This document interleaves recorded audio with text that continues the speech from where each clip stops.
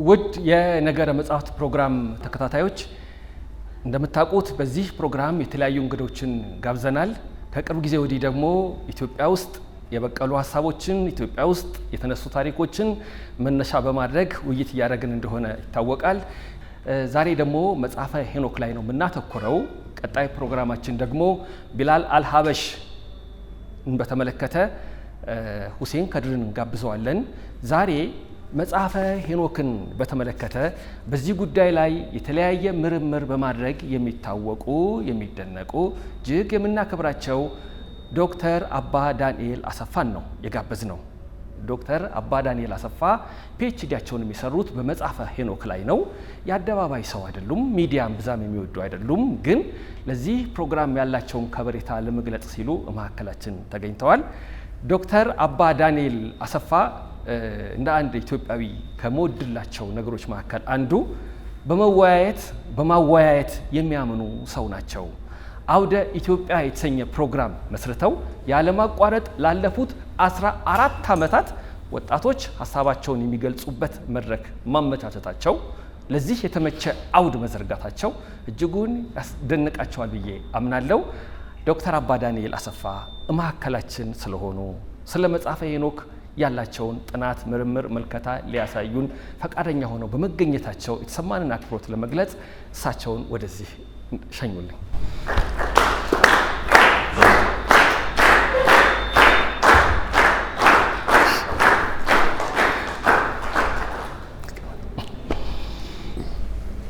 ዶክተር አባ ዳንኤል አሰፋ እንኳን ደህና መጡልን። ቀደም ሲል እንዳልኩት የተለያዩ ጥናቶችን ሰርተዋል በዚህ ጉዳይ ላይ። በነገራችን ላይ የሰሯቸውን ጥናቶች ማንበብ የምትፈልጉ ስልክ ያላችሁ ወይም የዛጎል መጽሐፍ ባንክ አድራሻ ያላችሁ እናጋራቸዋለን፣ ፈቃደኛ ናቸው። ብዙ ጊዜ ጥናቶች ስለማይገኙ የእሳቸውን ፈቃድ እየጠበቅኩ ነበረ። ችግር የለም የተሰራውም ሰው ጋር እንዲደርስ ነው ብለው ነው ያዘጋጁት። ዶክተር አባ ዳንኤል በቅርቡ ዶናልድ ትራምፕ የአሜሪካው ፕሬዚዳንት ኢትዮጵያ ነባር የሆነው መጽሐፍ ቅዱስ የሚገኝባት ሀገር ናት የሚል ይዘት ያለው ንግግር አድርገው መነጋገሪያ ሆነ ንግግሩ። እንደ አንድ ኢትዮጵያዊ፣ እንደ አንድ መጽሐፍ ቅዱስ ላይ እምነቱን እንደጣለ ሰው ይህንን አባባል እንዴት ተረዱት?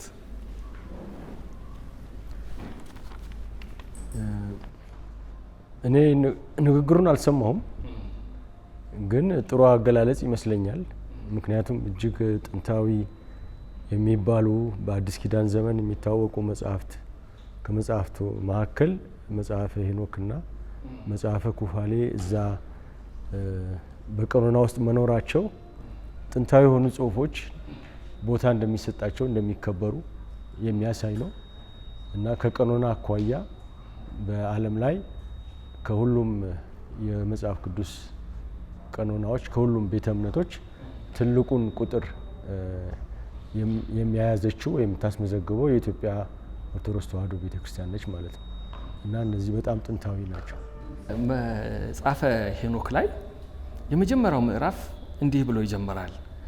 መላእክት ያሳዩኝን በሰማያት ያለ ቅዱስ ራእይ ያይ ነበር፣ ከእነርሱም ሁሉን ሰማሁ፣ እኔም የማየውን አወቅኩ። ለዚህም ትውልድ አይደለም፣ ነገር ግን ለሚመጣው ለሩቁ ትውልድ ነው ይላል።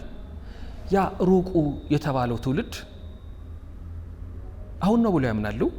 ምክንያቱም በየዓመቱ ሰሜን አሜሪካ ሚቺጋን ዩኒቨርሲቲ በመጽሐፈ ሄኖክ ላይ ብቻ የተኮረ ሰሚናር ይደረጋል። ትኩረት እየተጣለበት ነው። ያ ሩቁ የተባለው ትውልድ አሁን ነው የሚል እምነት አለዎት? አሁንም ነው፣ ግን አሁን ብቻ ብዬ አልወስነውም። ከዛሬ 100 ዓመትም 1000 ዓመት በፊት ለነበሩትም ከኛም በኋላ ለሚመጡትም መልእክት ስላለው ማለት ነው። አሁኑ በዛ በትልቅ ውስጥ ይካተታል ብዬ ነው የማስበው። ወቅታዊ መልእክቱ ዘመናትን ያቋርጣል ማለት ነው። እርስዎ በዚህ ሴሚናር የቦርድ አባል ኖት? ምንድን ነው የምታደርጉት? በየ2 ዓመቱ ተደረገ ማለት የማያቋርጥ ወንዝ ሆኗል ማለት ነው የሄኖክ ጉዳይ። እርግጥ ዋናው ሄኖክ እንደ ባልደረባ ሆኖ የሄኖክ ስም የሄኖክ ሴሚናር ይባላል። ከሚጠኑ መጽሐፍት መካከል ትልቅ ቦታ የሚሰጠው መጽሐፍ ሄኖክ ሆኖ መነሻም ሆኖ ይህ ነገር ከጀመረ ወደ 24 ዓመት ይሆነዋል። የዛሬ 24 ዓመት አካባቢ እና ያ ሚሽጋን የሚገኘው ዩኒቨርሲቲ የሁለተኛው ቤተ መቅደስ ብለው የሚጠሩት እነሱ ከ500 ከክርስቶስ ልደት በፊት ከ500 አካባቢ እስከ ክርስቶስ ዘመን የአይሁድ እምነት፣ የአይሁድ አስተሳሰብ፣ ባህል፣ አምልኮ እንዴት እንደነበረ የሚያጠና የምሁራን ቡድን ነው። እንደዚሁም ደግሞ ክርስትና ሲጀምር የክርስትና አጀማመር ላይም እንዴት ነው ክርስትና ከመጀመሩ በፊት ያለው እምነት፣ አስተሳሰብ በምዕራብ እስያን በለው ወይም ደግሞ በቅርብ ምስራቅ ከሌሎቹም ጋር በተያያዘ የሚያጠና ክፍል ነው እና ይህንን ሲያጠና ከሌሎቹ መጽሐፍት በተለየ ሁኔታ ለመጽሐፈ ሄኖክ ትኩረት ይሰጣል። ለመጽሐፈ ኩፋሌም እንደዚሁ እና ከዛ በተነሳ ነው ያ ሚሽጋን ዩኒቨርሲቲ ይህን ቀስቅሶ በዓለም ላይ የሚገኙ ምሁራንን ሰብስቦ በዚህ ዙሪያ ጥናት በየ2 ዓመቱ አዲስ ርዕስ እያመጣ ጥናት ያስደርጋል ማለት ነው እና ቦርዱ ውስጥም ደግሞ የምንሰራው አንዳንዴ ውይይት እናደርጋለን። የሚቀጥለው ጉባኤ በምን ርዕስ ላይ ይሁን፣ በምን ላይ ትኩረት ይሰጥ የሚሉ ርዕሶችን በመምረጥም ሆነ የስራዎችን በመመርመር በመገምገም በተመሳሰሉ ነገሮች ላይ እንሳተፋለን። ሄኖክ መጽሐፈ ሄኖክ በነገራችን ላይ እኛ ከምናውቀው ከምንመረምረው እጅግ በጣም ሰፋ ያለ ጊዜ መድበው የሚያጠኑ ብዙ ሰዎች አሉ። በአንድ ወቅት ደራሲያን የሚታደሙበት አንድ ጉባኤ ላይ ሄጄ ነበር አሜሪካ እና አንድ ከሊባኖስ የመጣ ሰው እንዳለጌታ ከኢትዮጵያ የመጣ ሰው ነው ሲባል ኢትዮጵያ አለ። ስለ ኢትዮጵያ 2 ነገር አውቃለሁ አለ እና እሱ ሳይል በፊት እኔ መገመት ጀመርኩ። ኃይሌ ገብረስላሴ፣ አፄ ኃይለ ሥላሴ ልክ አይደለሁም። ቡና፣ አድዋ ልክ አይደለሁም። መጽሐፈ ሄኖክ የሚባል ሌላ ሀገር የማይገኝ መጽሐፍ አላችሁ አለ። ሌላ አልኩት። ሌላው የብዙዎቻችን የሊባኖሳውያን ሰራተኞች ከእናንተ ሀገር ነው የሚመጡት አለ። ማለት በጣም ርቀት አለው አይደል በሁለቱ መካከል ያለውን እና ለብዙ ጊዜ ስለሱ ባሰብኩ ቁጥር ማለት ግዝፈታችንን ደግሞ ያለንበትም እንድንረዳ ያደርጋል። አንዳንዶቹ አባ ምን ይላሉ? ሄኖክ የመጀመሪያው ኢትዮጵያዊ ደራሲ፣ የመጀመሪያው ነቢይ ይላሉ። አሁን ኢትዮጵያዊ ደራሲ ኢትዮጵያዊ የሚለው እንደ መሪራስ አማን በላይ ያሉ ሰዎች እንደዛ ይገልጿቸዋል። ኢትዮጵያ ውስጥ መገኘት የተገኘ ብቸኛ መጽሐፍ ኢትዮጵያ ውስጥ ብቻ ያለ ብለው የሚገልጹትን እንዳሉ ሁሉ የለም ኢትዮጵያዊም ነው እሱ። የእርስዎ ጥናት ምን ይነግረናል? ደራሲውንና ጽሁፉን መለየት የሚያስፈልግ ይመስለኛል። ደራሲው ወይም ደግሞ ተራኪው ልበል፣ ምክንያቱም መጽሐፈ ሄኖክ ስናነብ የሚተርክ አለ፣ እኔ ብሎ የሚተርክ አለ። ራሱ ደግሞ እኔ ብሎ የሚተርከው ሄኖክ ነኝ ብሎ ነው የሚተርከው። ያ ሄኖክ በኦሪት ዘፍጥረት ምዕራፍ 5 ላይ የተወሰደው የተነጠቀው ከመላእክት ጋር ይኖራል የተባለው ሄኖክ ነው እና መጽሐፍ ቅዱስን ካየን ያ ሄኖክ የተባለው ግለሰብ የዚህ ሀገር ዜጋ ነው የሚል ጽሁፍ የለም ወይም መረጃ የለም። እስራኤላዊም አይደለም፣ ቅድመ እስራኤል ነው። የኖህ ቅድመ አያት ነው። በጣም ጥንታዊ ሰው ነው ማለት ነው እና ምናልባት የምጠረጥረው ምዕራባውያን መጽሐፈ ሄኖክን በሁለት መልክ ይጠቅሱታል። አንደኛ ኢትዮፒክ ኢኖክ እያሉ፣ ሁለተኛ ደግሞ አንዳንድ ጊዜ የመጀመሪያው ሄኖክ ወይም ፈርስት ሄኖክ ይላሉ። አሁን ኢትዮፒክ ሲሉ እነሱ በግዕዝ የተጻፈው ማለታቸው እንጂ ግለሰብን ዜግነትን የሚጠቅስ አይደለም ይሄ ቃል። ሰዋሰውንም ሲጠሩ የኢትዮጵያ ሰዋሰው ሲሉ ግዕዝ ማለታቸው ነው። ስለዚህ በግዕዝ ተጽፎ ወይም በግዕዝ መረጃው ያለው ሄኖክ ማለት እንጂ ወደዛኛው መሄዱ አስቸጋሪ ይመስለኛል፣ ማስረጃ ለማግኘት ማለት ነው። ስለዚህ በግዕዝ የሚገኘው ሄኖክ በሚለው ላይ ማተኮር የሚሻል ይመስለኛል። ሄኖክ አሁን ስለ ሄኖክ ሲነገር ምንም ጥርጥር በሌለው መንገድ የተለየነቱ ጎልቶ ይወጣል። ሞትን ካልቀመሱ ካረጉ ነቢያት መካከል አንዱ ነው። ሄኖክ ስነ ከዋክብትን አጥንቷል። የወራትን የዘመናትን አቆጣጠር ለይቷል። እጅግ በጣም ብዙ የረቀቁ የሚባሉ የሰው ልጅ ሊደርስባቸው የማይችሉ ሰማያዊ የሆኑ ሕይወቶችን የዳሰሰ ነው። ልክ ቀደም ሲል እንደተጠቀሰው እንደ መጽሐፈ ኩፋሌ መጽሐፈ ሄኖክም ኢትዮጵያ ውስጥ ነው በግዕዝ ቋንቋ ተጽፎ የተገኘው። አይ ተደበቀ እኮ ያሉት ምዕራባውያን ናቸው። በኢትዮጵያ ግን አልተደበቀም። ቢያንስ ለ1600 ዓመት ወይ ለ2000 ዓመት ሲጻፍ ሲገለበጥ ሲጠና የቆየ ነው። እነሱ ናቸው እየፈለግን አገኘ ነው ያሉት እንጂ አንጻራዊ ይመስለኛል ተገኘ የሚለው። ለምን በኢትዮጵያ አልተደበቀም። ብዙ የተለያዩ መጽሐፍት የግዕዝ ስነ ጽሁፍ ውስጥም ትልቅ ቦታ አለው። ሌሎች መጽሐፎች ላይ እናገኛለን ሄኖክ የሚጠቀስበት። ስለዚህ እዚህ አልተደበቀም ብዬ ነው የማስበው። ለምሳሌ በ15ኛው ክፍለ ዘመን የነበሩ ጽሁፎች እንደ መጽሐፈ ምስጢረ ሰማይ ወምድር እነዚህ መጽሐፈ ሄኖክን እንደሚጠቅሱ ሄኖክን ብቻ ሳይሆን የመጽሐፍ ሄኖክ ጥቅሶች እንዳሉ ይታወቃል።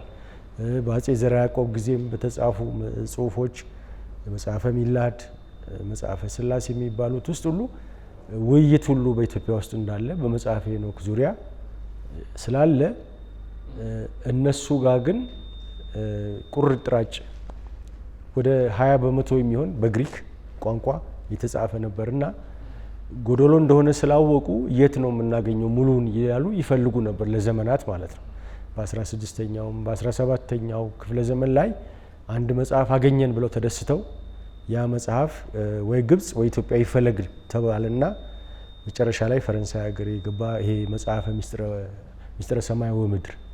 እነሱ ግን ሄኖክ መስሏቸው ደስ ብሏቸው ሁሉ እንተርጉም ብለው ነበር። በኋላ ሲያጣሩ ሄኖክን ይጠቅሳል እንጂ መጽሐፍ ሄኖክ አይደለም። እና በእንደዚህ አይነት ሂደት ነው የሄደው። እነሱ ጋር በ20ኛው ክፍለ ዘመን ደግሞ በሙት ባህር ወይ ጨው ባህር በይሁዳ ክፍለ ሀገር ከኢየሩሳሌም ወረድ ባለ በረሃ ውስጥ በብራናዎች ተገኝተዋል። ብራናዎቹ የተገኙት በአራማይክ ቋንቋ ነው። 2000 ቢያንስ 2200 ዓመት እድሜ ያላቸው እና ከግዕዙ ጋር ሲወዳደሩ 5 በመቶ ነው ያላቸው ይዘት መረጃው ግን ለጥንታዊነቱ።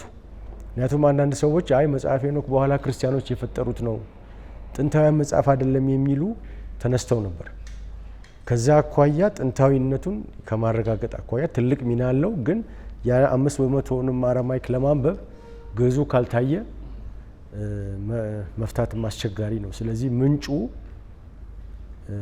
የግዕዙ ውሂብ እንበለው መረጃው ለሁሉም ጥናት አሁን ለዚህ መጽሐፍ የግዕዙ ጽሁፍ ነው ወይም የግዕዝ ስነ ጽሁፍ ለዓለም አበረከተችው ማለት ነው።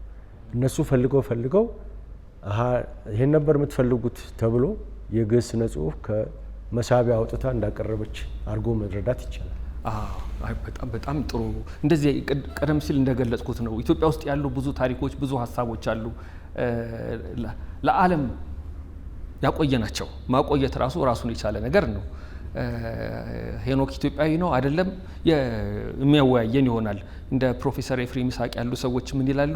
እንግሊዞች ዊሊያም ሼክስፒር አላቸው፣ ራሻዎች ደግሞ ፑሽኪን አላቸው፣ እኛ ደግሞ ሄኖክ አለን ኢትዮጵያውያን ይላሉ።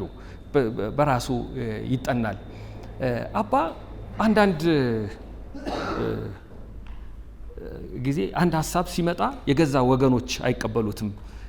ነብይ በገዛ ሀገሩ አይከበርም የሚለው ብቻ ሳይሆን ሀሳብም በገዛ አድማጮቹ የማይከበርበት ጊዜ አለ። አጼ ዘርዓ ያዕቆብ በጣም ብዙ ለፍተዋል። መጽሐፈ ሄኖክ ኢትዮጵያዊ ነው እንመነው እንቀበለው ብለው እንደውም አንዳንድ የጻፏቸው መጽሐፍት ሳነብ ምን ይላል? እናንተ ከሃዲያን ስለምንስ ነው መጽሐፈ ሄኖክን ማትቀበሉት እያሉ የማይቀበሉትን ሲቃወሙ ዋጋ ተከፍሉበታላችሁ ሲሉ ይሰማል። ኢትዮጵያውያን አሁን ይቆየን ምዕራባውያኑ እኛ ኢትዮጵያውያን ኢትዮጵያ ውስጥ የበቀሉ አንዳንድ ሰዎች ለምሳሌ ሚካኤላውያን የሚባሉ ናቸው። እነሱ አይቀበሉትም ነበረ። ምንድነው ላለመቀበል የሚገፋፋቸው? በተለያየ ምክንያት ተቃውሞ ሊነሳ ይችላል። ምናልባት እኔ እርግጠኛ አይደለሁም በዚህ ጉዳይ። አንዱ እንግዳ ነገር ምናልባት የእስክንድሪያ የግብጽ ቤተክርስቲያንም በቀኖናዋ አታውቀውም መጽሐፉ። ሌሎች ኦርቶዶክስ አብያተ ክርስቲያናት እኮ መጽሐፈ ሄኖክ የላቸውም። ስለዚህ ከዚህ ከቀኖናው አኳያ ይሄ ነገር የሚል ተቃውሞ መጥቶ ከሆነ ከዛ ሀሳብ ተወስዶ ከሆነ ከክርክር አኳያ በአጼ ዘርዓ ያዕቆብ ጊዜ ብቻ ሳይሆን ጥንት በቤተ ክርስቲያን አባቶች ጊዜም ክርክሩ ነበረ። ግን መጽሐፈ ሄኖክ ላይ ብቻ አይደለም፣ በሌሎች መጽሐፍት ላይም ክርክሮች ነበሩ። ለምሳሌ እንደነ መጽሐፈ ጦቢት፣ መጽሐፈ ዮዲት፣ መጽሐፈ መቃቢያን። አሁን መጽሐፈ መቃቢያን በአይሁድ የተጻፈ ነው ከክርስቶስ ልደት በፊት። ግን ራሳቸው አይሁድ ቀኖናቸውን ሲመርጡ በተወሰነ መልኩ በግሪካውያን የተጻፉትን እና የተወሰኑ መጽሐፎችን ወደ ኋላ አድርገዋል። እነኚህ መጽሐፍት ግን በኢትዮጵያ ኦርቶዶክስ ተዋሕዶ በአብዛኛዎቹ ኦርቶዶክስና በካቶሊክ ቤተክርስቲያን ውስጥ ተቀባይነት አግኝተዋል እና በብዙ መጽሐፎች ላይ ክርክር ነበር። መጽሐፈ መኃልየ መኃልይ ላይ ክርክር ነበር። መጽሐፈ መክብብ ላይ፣ መጽሐፈ አስቴር ላይ። ስለዚህ ክርክሮች ነበሩ። ጥንታዊ የሚባሉ ደግሞ ከክርስትና ልክ ትንሽ ቆይቶ የነበሩ የሚታወቁ አንዳንድ ቤተክርስቲያን አባቶች መጽሐፈ ሄኖክን የእግዚአብሔር ቃል ነው የመጽሐፍ ቅዱስ ክፍል ነው ብለው የተከራከሩም አሉ፣ የተቀበሉ አሉ። ተርቱሊያን የሚባል አፍሪካዊ፣ አንዳንዶች ያመነቱ አሉ እና ቀስ በቀስ ሳያስገቡት ቀረ። ሌሎች መጽሐፎችንም እንዳላስገቡት ማለት ሌሎቹ እና አንዱ እንግዲህ ምናልባት የእምነት ጉዳይ ሊሆን ይችላል የክርክሩ መነሻ። አንዳንድ ጊዜ ደግሞ ሌሎች ጋር የለምና ሌሎች ስላልተቀበሉት በምዕራብም በምስራቅም እንዴት ይሆናል የሚል ጥያቄ ሊነሳ ይችላል። ነገር ግን የቀኖና ጉዳይ የቤተ ክርስቲያን ጉዳይ ነው። ቤተ ክርስቲያን ነች ባለመብት። ይሄ የተቀበልኳቸው መጽሐፎች ናቸው፣ መለኮታዊ መጽሐፍት ናቸው፣ የእግዚአብሔር መልእክት፣ እግዚአብሔር መንፈስ የተመሩ መልእክት ያላቸው በመንፈስ መሪነት የተጻፉ ናቸው የሚለውን ማወጅ የቤተ ክርስቲያን ኃላፊነት ነው እና ያንን ጥያቄ የሚያነሱ ሰዎች ይበልጥ በአሁኑ ጊዜ በተለይ ከሆነ የሚመስለኝ በሌሎች አብያተ ክርስቲያናት ቀኖና ውስጥ ስለሌለ ሊሆን ይችላል። ግን ያኛውም በእርግጠኛ እኔ እንጃ፣ ማጥናት ያስፈልጋል። ምናልባት የሚያውቅ ሰውም ካለ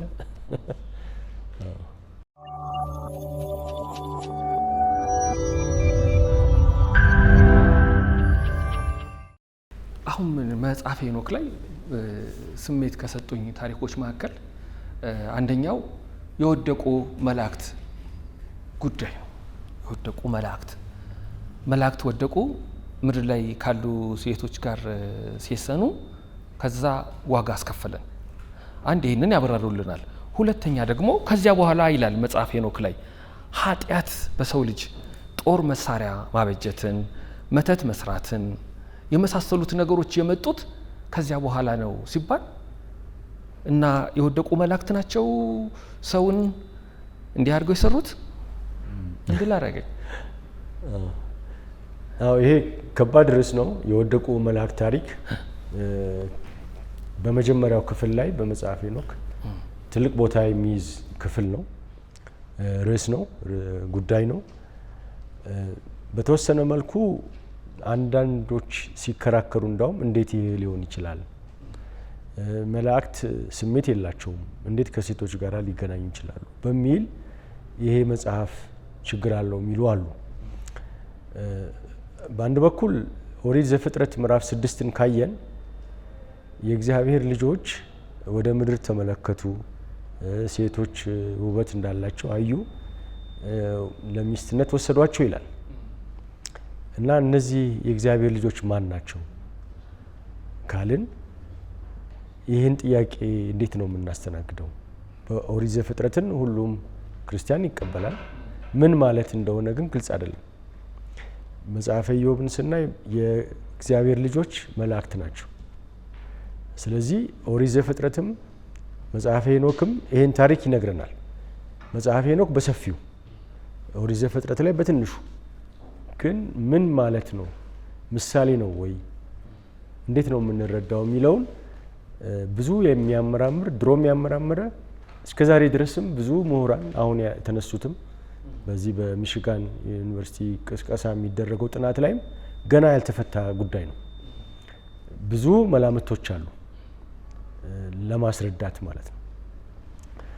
እና በጥንቱ አንዱ መፍትሄ የተገኘው የነበረው እውነተኛ መላእክት ሳይሆኑ በተከበረ ሁኔታ በእግዚአብሔር ክብር በእግዚአብሔር ተራራ ላይ በተቀደሰ ሁኔታ ይኖሩ የነበሩ ሰዎች ወደ ታች ወርደው ከቃየል አሳሳች መንገድ ከቃየል ልጆች ሴት ልጆች ጋር ተገናኝተው የተፈጠረ ችግር ነው።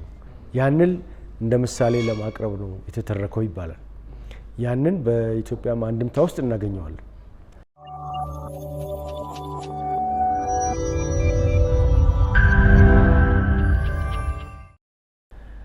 ይሄ አንድ መስመር ነው። እሱም እንዳለ ሆኖ ግን ራሱ ግዕዙን ስናነብ ከወደቁ በኋላ እነዚህ መላእክት ሲጀምሩም ገና ሰማይ ያሉ በሄኖክ ላይ መጽሐፈ ሄኖክ እንግዲህ እዛ ጋር ባጭሩ ያለውን በሰፊ ነው የሚያስረዳው እና ሲያስረዳ ሲመካከሩ መሪያቸው ስምያዛ ይባላል። ምን ይላል? ይሄ ትልቅ ኃጢአት ነው።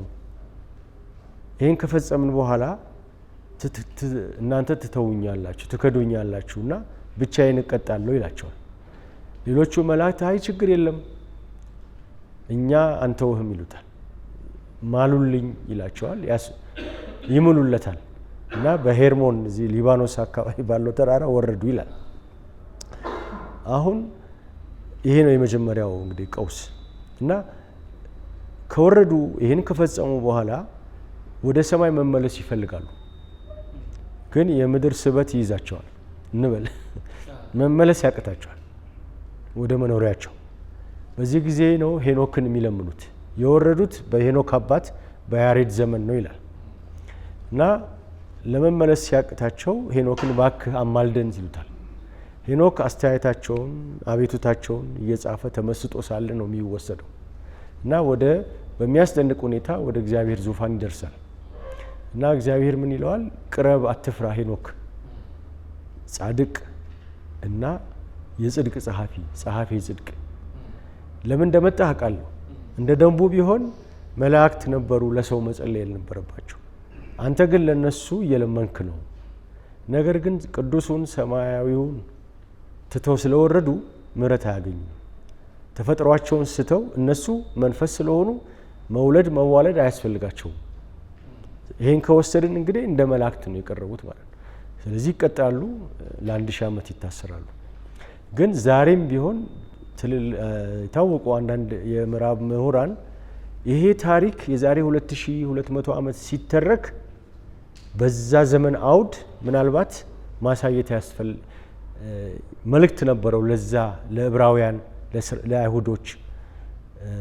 በዛን ዘመን ታላቁ እስክንድር ከሞተ በኋላ ግሪካውያን በዓለም ላይ ስልጣኔያቸውን ቋንቋቸውን ሲያስፋፉ መኮንኖቹ አንዳንዶቹ በግብፅ የጵጦሌሜ የሚባለው አንዳንዶቹ ደግሞ በሶሪያ ተቀምጠው የግሪክን ባህል አስተሳሰብ ያስፋፉ ነበር እና እኛ አማልክት ነን የአማልክት ልጆች ነን ይሉ ነበር ይባላል።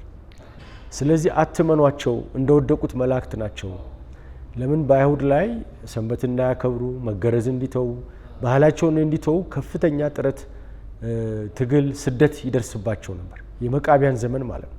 ስለዚህ በዛ አውድ ውስጥ ባህላቸውን እምነታቸውን እንዲጠብቁ ለመከላከል የሚያስረዳ ምሳሌ ነው ብሎ የሚተረጉም አለ ከምሁራኑ። አንዳንዶቹ ደግሞ አይ ሊቀ ካህናት ከምርኮም ከተመለሱ በኋላ እስራኤላውያን ሊቀ ካህናት ጣዖት ከሚያመልኩ ሴቶች ጋር ስለተጋቡ እነዛ የወደቁ መላእክት የሊቀ ካህናት ምሳሌ ናቸው ያሳሳቷቸው ደግሞ ጣዖት የሚያመልኩት ናቸው። ይሄ አንድ ከብዙ በጥቂቱ ማለት ነው። ብዙ ምርምር ይደረግበታል። ክፋት እንዴት ወደ ዓለም መጣ?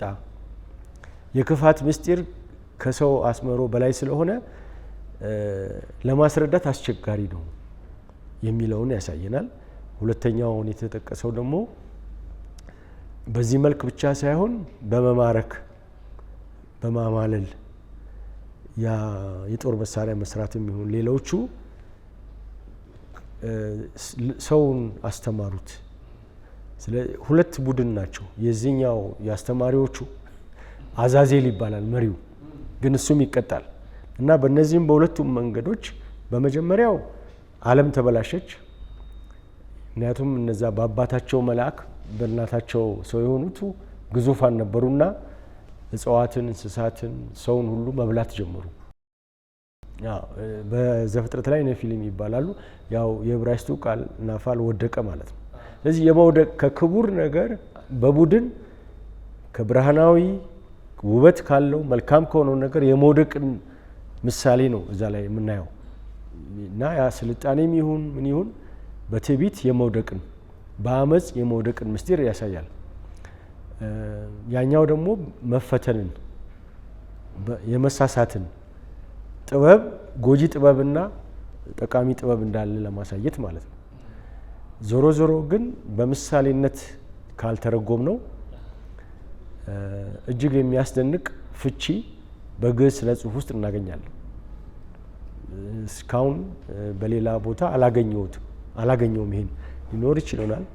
በጣም ድንቅ የሆነ አፈታት ዘፍጥረትንም ውስጥ ያለውን ታሪክ ሄኖክንም የሚያስረዳ አስደናቂ ነገር በክብረ ነገሥት ውስጥ እናገኛለን።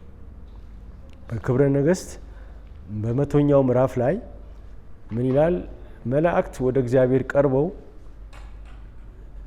አቤቱታ ያቀርባሉ። ከመውደቃቸው በፊት ቅሬታቸው ምንድን ነው?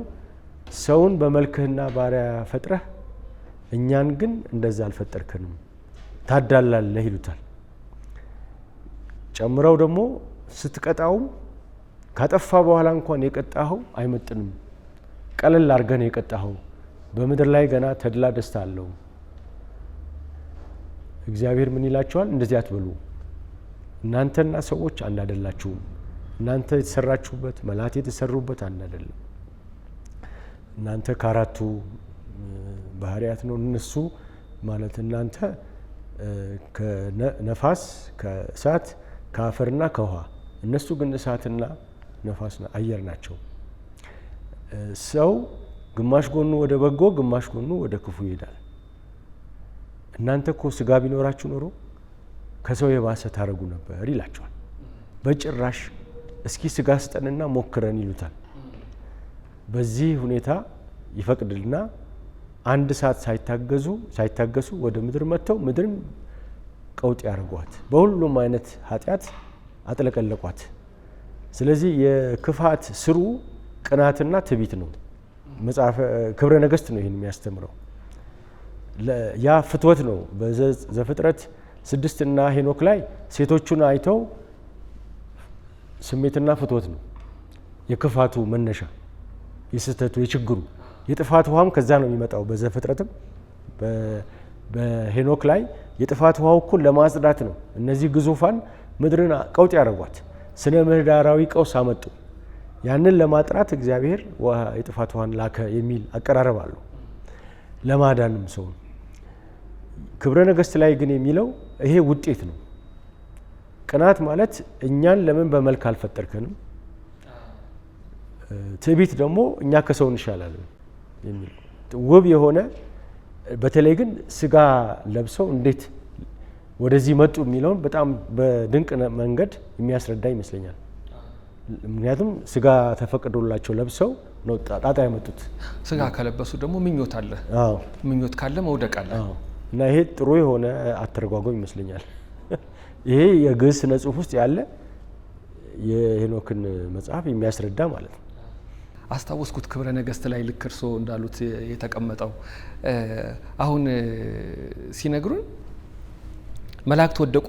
ከወደቁ እንግዲህ መውደቅ የሚለው ቃል በጣም የተስማማኝ እርሶ እንዳሉት ምን ማለት ነው? መውደቅ ከሰማይ የሰው ልጅ ሲል ምን ማለቱ ነው፣ መላእክት ሲል ምን ማለቱ ነው የሚለው ፍቺ ይፈልጋል። ይሄ አንድም እየተባለ በአንድምታ የሚተነተን እንደሆነ ይሰማኛል። እነኚህ የወደቁ መላእክት ወደ ላይ መውጣት ሲፈልጉ ሲያቅታቸው ክብራቸው ተገፎ ወድቀው አንሰው ማለት ነው ሄኖክ ያማልዳል ማለት ነው። አማላጭ ሆኖ መጣ ማለት ነው። አስታራቂ ሆኖ መጣ ማለት ነው። ሄኖክ ጻድቅ ስለሆነ ጻድቅ ነው፣ እንደገና ደግሞ የጽድቅ ጸሐፊም ነው። ልክ እንደዚሁ መጽሐፍ ቅዱስ ላይ መልእክቶች ላይ እናነባለን ይፈርዳል የሚል በተለየ ሁኔታ ነው ስሙ የሚነሳው። ሰውየው ሄኖክ ማን ነው? ያው እግረ መንገዳችንን ሄኖክና ኤልያስም በእሳት ሰረገላ በመጽሐፈ ነገሥት ተወሰደ የሚል አለ። መጽሐፍ ሄኖክ ላይ ራሱ ወደ መጨረሻ አካባቢ ሲገለጥለት ህልም አየሁ አያቴ ቤት ብሎ እሱ እንዴት ከከፍታ የዓለምን ታሪክ ይመለከታል በመጽሐፍ ሄኖክ ላይ እና ከአዳም እና ሔዋን ጀምሮ እስከ ዓለም ፍጻሜ ያለውን ልክ እንደ ድራማ እንደ ትዕይንት ይመለከታል። ከጊዜ ወጥቶ እንበል ዘመናትን ልክ እንደ ፊልም እንደሚታየው ይመለከታል።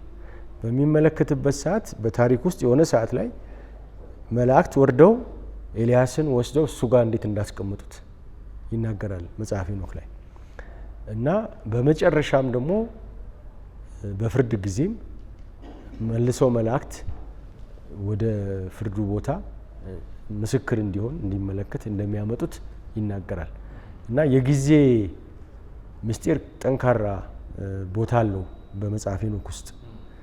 ማለት ያለፈውን መተንበይ የወደፊቱን መተረክ እንዳለፈ አስመስሎ ኃይለኛ ሽርሽር አለ። የጊዜ አስደናቂ የሆነ ከክርስትና በፊት ጊዜን ዘመናትን በአንኳር ጉዳዮች የመክፈል ሁኔታ በኋላ በአዲስ ኪዳን ውስጥ የምናገኘው እንደ ዮሐንስ ራእይ ውስጥ የምናገኘው ስነ ጽሁፍ የዚህ አይነት ራእይን የመተረክ ጽሁፍ በኋላ በግዕዝም አለ በግሪክኛም በብዙ ቋንቋዎች የዛ ሁሉ ዘውግ እናት መጽሐፍ ሄኖክ ነው ተብሎ ይታመናል። የሚጀምረው ከዛ ነው።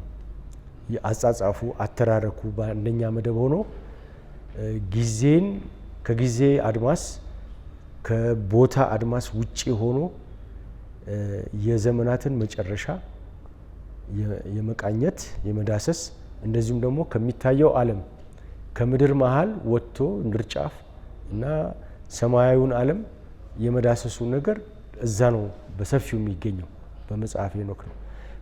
ከሞት በኋላ ስላለው ህይወትም በሰፊው የምናገኘው መጽሐፍ ሄኖክ ውስጥ ነው እና አንዳንድ ምሁራን ምን ይላሉ? መጽሐፍ ሄኖክ ባይኖር ኖሮ እነዚህ ራእያዊ ጽሁፎች በዚህ መልክ ምናልባት ባልተገኙ በክርስትና መጀመሪያ ላይ እነሱ ደግሞ ባይኖሩ ዳንቴ አሊጌሪ እና መጽሐፈ ሄኖክ ባይኖር ዳንቴ አሊጌሪ ባልነበረ ብለው የሚናገሩም ምዕራባውያን አሉ። ከዘውግ አኳያ ከአጻጻፍ ካተራረክ እና ከሚያነሳቸው ፍሬ ነገሮች አኳያ ማለት ነው። አሁን እርስዎ ፒኤችዲውን የሰሩት በነገራችን ላይ መጀመሪያ በፈረንሳይኛ ቋንቋ ነው ጥናታቸውን የሰሩት። ከዛ በኋላ ነው በእንግሊዝኛ ቋንቋ የተተረጎመው። ከዛ ጥናት በተጨማሪ በተለያየ መድረክ ተጋብዘው ያቀረቧቸው ጥናቶች አሉ። አንዳንዶቹ ለ100 ለ200 ዓመታት ምዕራባውያን ሲያላምጡ የቆዩትን ነገር ልክ አይደለምና ትፉት የሚልም ነው። ለምሳሌ መጽሐፍ ሄኖክ የጦርነት ቅስቀሳ አለው። የተወሰኑ ምዕራፎች ጦርነትን የሚቀሰቅስ የሚወግን ነው ሲሉ እርስዎ መጡና ይሄ የጦርነት ቅስቀሳ አይደለም የወገን ወቀሳ ነው እንጂ የሚል ይዘት ያለው ጥናት አስነብበውናል። ለምን የጦርነት ቅስቀሳ አሉት እርስዎ የወገን ወቀሳ ለማለት ምን አነሳል? እሺ አንዱ እንግዲህ በተለያየ መንገድ በአሁኑ ሰዓት በምዕራቡ ዓለም መጽሐፍ ሄኖክን የሚያጠኑ ምሁራን አሉ። ምክንያታቸውም የተለያየ ነው፣ ትኩረታቸውም የተለያየ ነው። በሰፊው ወይም ለጊዜው መሪ የሆነው ሀሳብ ምንድነው? ከዛሬ 2200 300 ዓመት በፊት ክርስትና ከመጀመሩ 200 300 ዓመት በፊት የነበሩ ሀሳቦች በብሉይ ኪዳን ውስጥ አንዳንድ የምናገኛቸው አንዳንዶቹ ደግሞ የማናገኛቸውን ለማጥናት መጽሐፈ ሄኖክ ያስፈልገናል ብሎ ነው የሚያጠኑት። ያ ወዴት ይወስዳል? የዛሬ 2200 2175 አካባቢ የሶሪያው የግሪኩ ባህል ማለት ነው ሴሌውሲድ የሚባለው ቤተ መቅደሱን ያረክስባቸዋል። ወደ እስራኤል ወደ ኢየሩሳሌም መጥቶ የአይሁድ እምነት እንዲከለከል ስቴዲየም ተሰርቶ የግሪክ ባህል ተጽዕኖ እንዲደረግባቸው እና ብዙ እርስ በርስም መገዳደልን ብዙ ችግር ፈጠረ። በዚህን ጊዜ እነዚህ መቃቢያን የሚባሉት አምፀው ለሃይማኖታችን ለእምነታችን ብለው ተነሱ። ተዋግተውም ግሪኮቹን አስወጧቸው። ቤተ መቅደሱንም አነጹት። እንዳነጹት በዮሐንስ ወንጌል ላይም የመንጻት በዓል የሚባለው ከዛ የተያያዘ ነው። ስለዚህ ምዕራባውያኑ የዛሬ 100 ዓመትም ሲያጠኑት ትንሽ ነገር ካገኙ ከዛ ከታሪኩ አኳያ ኑና ተዋክተን ቤተ መቅደሱን እናንጻ የሚለው ቡድን የዛ ደጋፊ መሆን አለበት። መጽሐፈ ሄኖክ ላይ ያንን የሚጠቁም የሚመስል ነገር ስላለ የዛ ቀስቃሽ ነው የሚለው ነው መነሻው። እንደ መስኮት ወይም ደግሞ እንደ ታሪካዊ ሰነድ ወስደው አንዳንዱን ክፍል ያንን እያሳየ ነው። ግጭቱን እንደነበረ ይናገራል መጽሐፈ ሄኖክ ላይ። ግጭቱ ላይ ግን እነዚህ ግሪካውያን ሌሎቹ አጠቋቸው። እነሱ ግን ወደ እግዚአብሔር ጮኸው አለቀሱ፣ ዓይናቸው ተገለጠ በሚለው መልክ ነው የሚያቀርበው እንጂ ተነስተው አህዛብን የመውጋት የሚለውን ነገር ብዙ አያሳይም። ትንሽ ፍንጭ ነች፣ እሷም ምሳሌያዊ ነች። ግን እኔም መጀመሪያ እሱን አስቤ አልነበረም የተነሳሁት። ተመሳሳይ ሌላ ነገር ለማጥናት ሄጄ ተነስቼ ግን ደጋግሞ እየተቀባበሉ ሲሉት ይሄ ነገር በእውነት ያስኬዳል ወይ ብዬ ሳጠናው ከአተራረኩም ጭብጡም ለአንባቢም የሚሰጠው መልእክት አልሆን አለልኝ። ስለዚህ ቀየርኩና ለምን ይሄ ርዕስ እንደ ዋና ላረገውም በሚል ሊሆን አይችልም።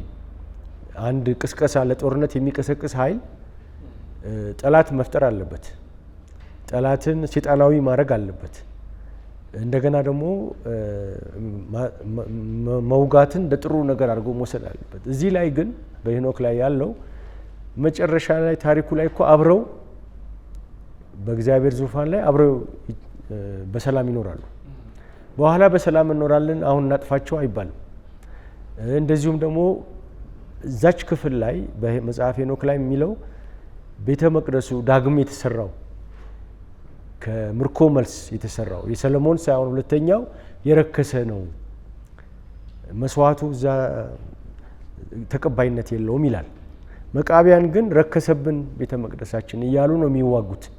ስለዚህ ለጦርነት ከቀሰቀሰ ኑ ተዋጉ፣ ግን የረከሰ ነው አያስኪድም፣ የረከሰ ነው የሚለው እና እንደዚህ አይነት አንድ 6-7 ነጥቦችን አንስቼ ነው ለመከራከር የሞከርኩት ማለት ነው።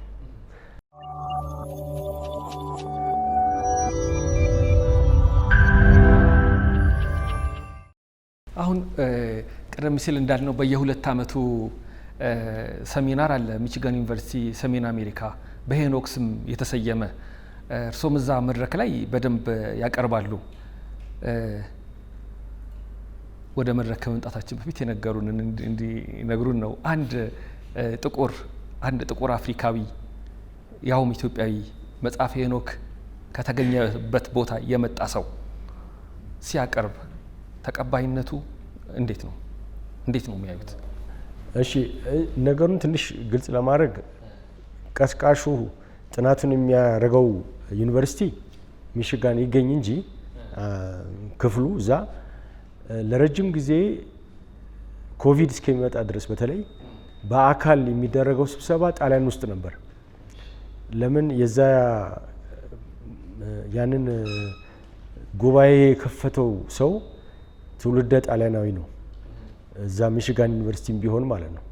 እና እንግዲህ ወደ ሀገሩ ማምጣት ፈልጎ ሊሆን ይችላል።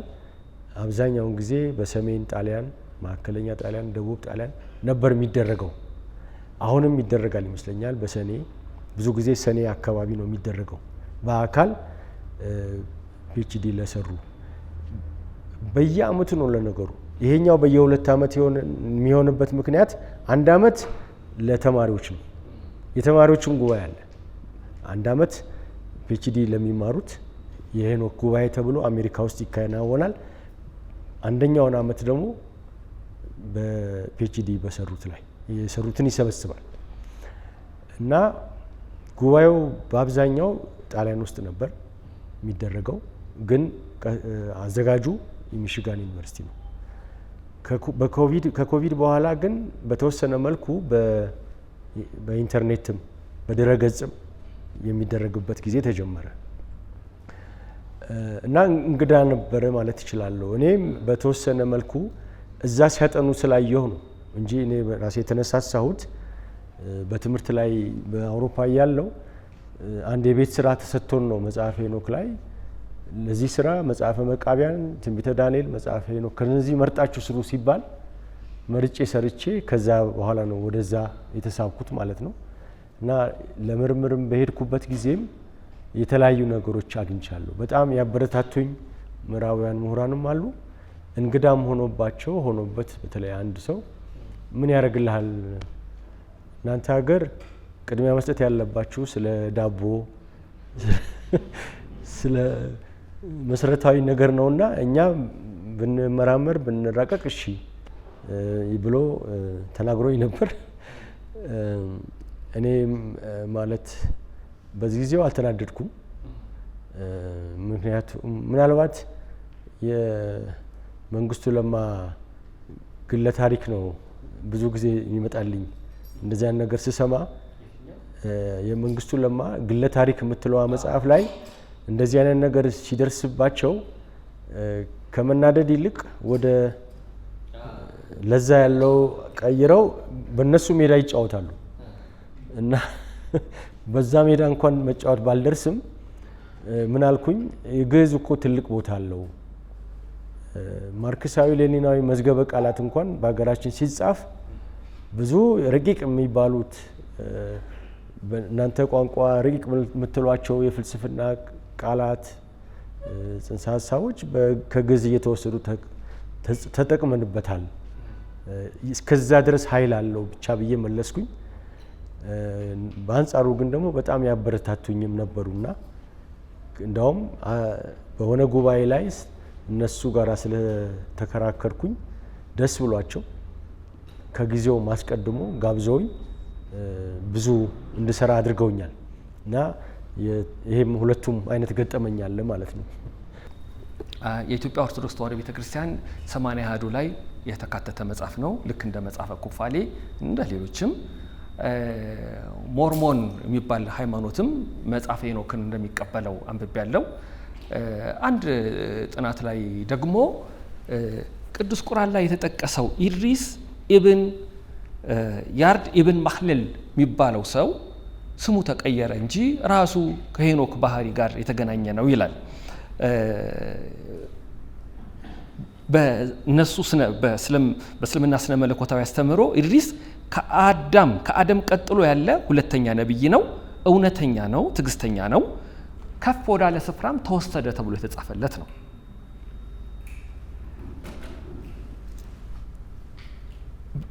ሌሎች ሃይማኖቶች ግን አይቀበሉትም ማለት ነው። አዎ እንግዲህ በአይሁድ ወይም ብሉይ ኪዳን ኦሪት እነሱም ስለሚያጠኑት መጽሐፍ ሄኖክን ወይም ደግሞ ሄኖክ እዛ ጋር ጻድቅ እንደሆነ ራሱ የዕብራይስጡም ይናገራል። እሱ እንዳለ ሆኖ ቅድም ምናልባት ያላነሳሁት በሄኖክ ስም ሌሎች መጽሐፎችም ተደርሰዋል። እንዲያውም በዕብራውያን ዘንድ በአይሁድ ዘንድ የሆነ ክርክርም እናያለን። ለምሳሌ መጽሐፈ ሲራክ ላይ እጅግ በጣም እሱን የሚያክል ሰው በዚህ ምድር ላይ የለም የሚል ጥቅስ እናገኛለን።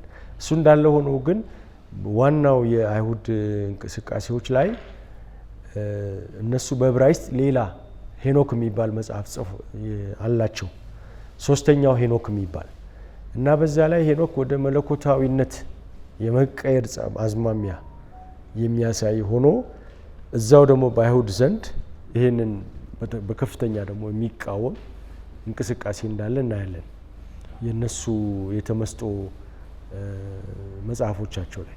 ሁለተኛ ሄኖክ የሚባልም አለ። ሁለተኛ ሄኖክ የሚባለው አሁን ለአንደኛው ሄኖክ ምንጩ ግዕዙ እንደሆነ በአሁኑ ሰዓት፣ ለዛኛው ደግሞ የጥንት ስላቮን የሚባል ቋንቋ ሩሲያ ውስጥ ያሉ እንደዚህ የሚያነቡበት ከዚህ በግዕዝ ከሚገኘው በኋላ የተጻፈ አሁንም ሄኖክን በጣም አግንኖ የሄኖክን ትልቅነት የሚያሳይ መጽሐፍ አለ። ሌላ ግን ይሄኛው አንደኛ ሄኖክ ወይም የግዕዙ ሄኖክ ተብሎ የሚጠራው እና ቅድምም ምንድነው ምዕራባውያኑ በጣም በሰፊ በተለያየ መስክ እያጠኑት ነው። ከታሪክ አኳያ፣ ከስነ ጽሁፍ አኳያ፣ ከአይሁድ እምነት አኳያ፣ ከክርስትና እምነት አኳያ በጣም ብዙ ይጽፋሉ። ከክርስትና ጥናት ራሱ ለምሳሌ በወንጌሎች ውስጥ የሰው ልጅ የሚል አነጋገር አለ። ያ የሰው ልጅ የሚለው አነጋገር በወንጌል ውስጥ ሁልጊዜ የሚወጣው ከክርስቶስ አፍ ብቻ ነው። ሌሎች መምህር ወይ ጌታ ወይ ዳዊት ልጅ ነው እንጂ ብለው የሚጠሩት የሰው ልጅ ብለው አይጠሩትም። እሱ ግን ሲናገር የሰው ልጅ ኃጢአትን ይቅር ማለት፣ የሰው ልጅ ራሱን የሚያስተኛበት የለም፣ የሰው ልጅ ለፍርድ ይመጣል ይላል። ምን ማለት ነው ይሄ በሚል በጣም ብዙ ጥናት ተጽፏል። አሁንም እየተጻፈ ነው። እስካሁን አልተስማሙም። ለዚህ ግን ዋናው መሰረታዊ ለጥናቱ ምንጭ ሆኖ የሚወሰደው መጽሐፈ ሄኖክ ነው። ምክንያቱም በጥንቱ ትርጉም የሰው ልጅ ማለት ሰው ማለት ነው። ታስበው ዘንድ ሰው ምንድን ነው፣ ትጎበኘው ዘንድ የሰው ልጅ ምንድን ነው ሲባል እኛም ዛሬ በአማርኛም የሰው ልጅ ተራቀቀ ስንል ሰው ማለት ነው። ግን የተለየ ትርጉም አለው ወይስ የለውም? በአዲስ ኪዳን ውስጥ ይሄ አጠቃቀም ምንጩን የወሰደው ከመጽሐፈ ሄኖክ ነው ወይ? እንደ ባህል ሆኖ አይሁዶች ለምደውት ልዩ ማዕረግ ያለው ዓለም ከመፈጠሩ በፊት የነበረ የተቀባ የተመረጠና ሊፈርድ የሚመጣ የሚል ሀሳብ በመጽሐፈ ሄኖክ ውስጥ አለ። ስለዚህ ያ ነገር ከዛ ነው የተወሰደው በሚለው ገና እስካሁን ብዙ ይጠናል። ልክ እንደዚያው ደግሞ አንዳንድ ምሁራን መጽሐፈ ሄኖክ በአይሁድ እምነት ሄኖክ በአይሁድ እምነት እና መጽሐፈ ሄኖክ በክርስትና በእስልምና ምን ቦታ አላቸው በሚል የተጠኑ ጥናቶች አሉ። እሱን መላክ እችላለሁ። ብዙ ስራዎች እየተሰሩ ነው እና በየዘርፉ ይጠናል። ይሄም ራሱ ተነስቶ ማለት ነው። ለምሳሌ ሕፃን ልጅ ተወልዶ ገና አፉን ከፍቶ የመናገር ፍሬ ሀሳብ በመጽሐፈ ሄኖክ ውስጥ አለ። ኖህ ሲወለድ እንደተወለደ ፊቱ እንደ ፀሐይ ያበራል፣ ለእግዚአብሔር ምስጋና ይሰጣል አፉን ከፍቶ። በዚህ ጊዜ አባቱ ይደነግጣል፣ አካባቢም ይደነግጣሉ። አባቱ ላሜክ ይባላል። የእሱ አባት ማቱሳላ ነው። የማቱሳላ አባት ሄኖክ ነው። ስለዚህ አባትየው ይደነግጥና ይሄ በእውነት የኔ ልጅ ነው ወይ? እንዳውም ምናልባት የመልአክ ጉዳይ ስላለ እንደዚህ ፊቱ ካበራ አፉን ከፍቶ ከተናገረ እነዚህ የሚያሳየው ነገር የህፃን ልጅ አይደለም ብሎ ለአባቱ ይነግራል፣ ለማቱሳላ። አብረው እነሱ ወደ ሄኖክ ይጸልያሉ። ሄኖክ ከገነት መጥቶ ያረጋጋቸዋል። አንድ ትልቅ ነገር ስለሚከሰት ነው በሱ እንጂ ያንተ ልጅ ነው ተረጋጋ ይለዋል። አሁን ይህን ወስዶ አንዳንዶች ምን ብለው ያጠናሉ? በግሪክና በአረብኛ የሚታወቅ የክርስቶስ በልጅነቱ እንደተወለደ ሊከሱ አይሁድ ወደ ቅድስት ድንግል ማርያም ይመጣሉ እና መጥተው ሊከሷትና ከሕግ ውጭ ነው የተወለደው በሚል እሷን ለመቅጣት ማለት ነው። ሕፃኑ ተኝቶ እሷ በጣቷ እሱን ታመለክታለች። በዚህ ጊዜ ሕፃኑ አፉን ይከፍትና በእውነት በእውነት የእግዚአብሔር ልጅ ነኝ ይላል። አሁን ይሄ ሀሳብ አፉን ከፍቶ የሚናገር ሕፃን ታሪክ በመጽሐፈ ሄኖክ አለ። በዚህ ደግሞ እንደ ታምረ ኢየሱስ አይነት ጽሁፎች ውስጥም አለ እና ይሄን የሚመስል ደግሞ በታሪክ ውስጥ በአረብኛም በእስልምና ውስጥም ይሄ ተአምር አለ፣ በቁርአን ውስጥ አለ። ልዩነቱ ያ ህፃን ተነስቶ የሚለው በእውነት የአላህ አገልጋይ ነኝ ይላል። በዚህኛው ላይ ግን የእግዚአብሔር ልጅ ነኝ ይላል። እሱ ነው እንጂ ልዩነቱ ህፃኑ ቅድስት ድንግል ማርያም በሁለቱም ጽሑፎች ውስጥ አለች። እና ይህ ነገር እንደገና ምናልባት ለምሳሌ ገድለ ተክለ ሃይማኖት ላይ ገድለ አቡነ ገብረ መንፈስ ቅዱስ ላይም ህፃን ሆነው የሚናገሩት ሁኔታ የተቀሰመው ወይም የተወሰደው ከዛ ነው ወይ የሚል ጥያቄ አለ። ድሮ እኔ አፍላ ጎረምሳ ሳለሁ ስለ ማቱሳላ ሲነገር ስንት ዓመት ነበር የኖረው ማቱሳላ? 969 እንደዛ 969። ከዛ መጥምቁ ዮሐንስ ደግሞ 33 እንደዛ። እና ያው አፍላ ጎረምሳ ሳለሁ ነው ያልኳቸው። እና ያኔ ምን ይሰማኝ ነበር ገና መጥምቁ ዮሐንስ የደረሰበት እድሜ ላይ ስላልደረስኩኝ እንደ ማቱሳላ ዝም ብሎ እድሜው ብቻ የሚጻፍለት ሰው ከመሆን እንደ መጥምቁ ዮሐንስ ትርጉም ያለው ህይወት መኖር ይሻላል ብዬ ማሰብ ጀመርኩና ልክ እዛ ጋር ስደርስ አይ ችግር የለም እንደ ማቱሳላም ችግር የለም ያንን እድሜ ሳልፈው ሀሳቡን ሰረዝኩ። ግን ዋናው ትርጉም ያለው ህይወት ስለመኖር ለመናገር ነው። ማቱሳላ የሄኖክ ልጅ ነው። እዚህ መጽሐፍ ቅዱስ ላይ ደግሞ ከሌሎች በተለየ ሁኔታ ልጄ ማቱሳላ ይላል። ደግሞ ሌላ ዓለም ነው። አባት ለልጁ እየነገረው እያሳየው ነው። በዚህ በስነ ጽሁፍ ውስጥ ይታወቃል። ብላቴን ጌታ ወልደ ሥላሴ ልጄ ፈቃደ ሥላሴ ሆይ እያሉ ለበኩር ልጃቸው በጣም በሚያሳዝን ሁኔታ የጻፉለት መጽሐፍ አለ። መነሻው መጽሐፈ ሄኖክ ይሆናል ብዬ እገምታለሁ። ማቱሳላ አባቱን የመሰለ ሰው ወጣው። አዎ ጥሩ ነጥብ ነው። ቅድም ስለ ሄኖክ አማላጅነት ትንሽ ጠቅሰ ነበርና ለመላእክት ብቻ አይደለም ሄኖክ የሚያማልደው። በመጽሐፍ ሄኖክ ላይ ለእግዚአብሔር ሕዝብ በጣም ያለቅሳል። እንዳውም ከእግዚአብሔር ጋር ይሟገታል። እግዚአብሔር አልሰማም እንኳን እስከሚለው ድረስ ማለት ነው። እና ስቅስቅ ብሎ እያለቀሰ ለሚሰቃዩ ልዩ ሐዘን ምሬት የሚገልጽ ሰው ነው በመጽሐፍ ሄኖክ ላይ። ጻድቅነቱ እስከዛም ድረስ ነው ማለት ለሚሰቃዩ ለንጹሃን ተበዳዮች መጽሐፉን ስናይ ለንጹሃን ተበዳዮች ግፍ ለሚደረግባቸው ለሚቀሙ ሰዎች ውሃ ለብቻችሁ የምትጠጡ ወየውላችሁ የሚል ነገር ሁሉ አለው እና ከፍተኛ የፍትህ እና የፍርድ መልእክት ያለበት መጽሐፍ ነው እና ማቱሳላን ሲነግረው ራሱ አደራ ብሎ የሚያስተምረው እሱንም ሌሎቹንም የጽድቅን መንገድ ተከተሉ የሚል ነው እና የሚገርመው በሚጎበኝበት ጊዜ ገነትን በተራ ሊቀ መላእክት ያስጎበኙታል እና ማስታወሻ ያዝ ይሉታል። የጽሁፍ ነገር ከሄኖክ ጋር ለጽሁፍ የሚሰጠው ቦታም ትልቅ ነው። የጽሁፍ ዋጋ መጽሐፈ ኩፋሌ ላይም አለ። ከሄኖክ ጋር ተያይዞ ማስታወሻ ይይዛል፣ ይጽፋል። ከዚያም በኋላ ይህን ሁሉ ከሰበሰበ በኋላ ደግሞ ያወርዱታል። ወደ ምድር አውርደው ወደ ቤተሰብ አውርደው መላእክት እንዲያስተምር የተማረውን የጥበብን መንገድ የጽድቅን መንገድ እንዲያሳያቸው ለማቱሳላ ለሌሎቹ እድል ይሰጠዋል። ከዛ ያንን ከጨረሰ በኋላ እንደገና ይወሰዳል እና የማስተማሩ ፍሬ ሀሳብ ትልቅ ቦታ አለው። እንደዚሁም ደግሞ በኢትዮጵያ ባህል ሄኖክ እና ኤልያስ የምንኩስና አርአያዎች ናቸው። ሁለቱም ሙሉ ሕይወታቸውን ለእግዚአብሔርን ፍቃድ ለመፈጸም የነበሩ የተሰጡ ሰዎች ናቸው እና ኤልያስ ይበልጥ ያለ ጋብቻ ወደ ምንኩስና የሚመጡትን፣ ሄኖክ ደግሞ ትዳር ነበረው።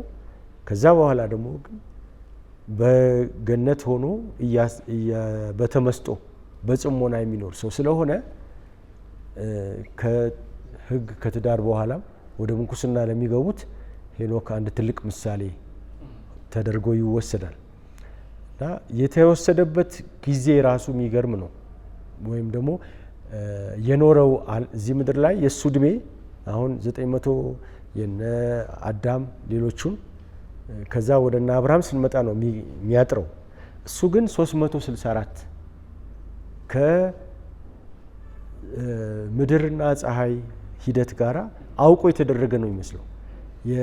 እዚህ ምድር ላይ የቆየበት ጊዜ ራሱ ከቀን አቆጣጠር ከፀሐይ ጋራ የሚገናኝ ነገር አለው እና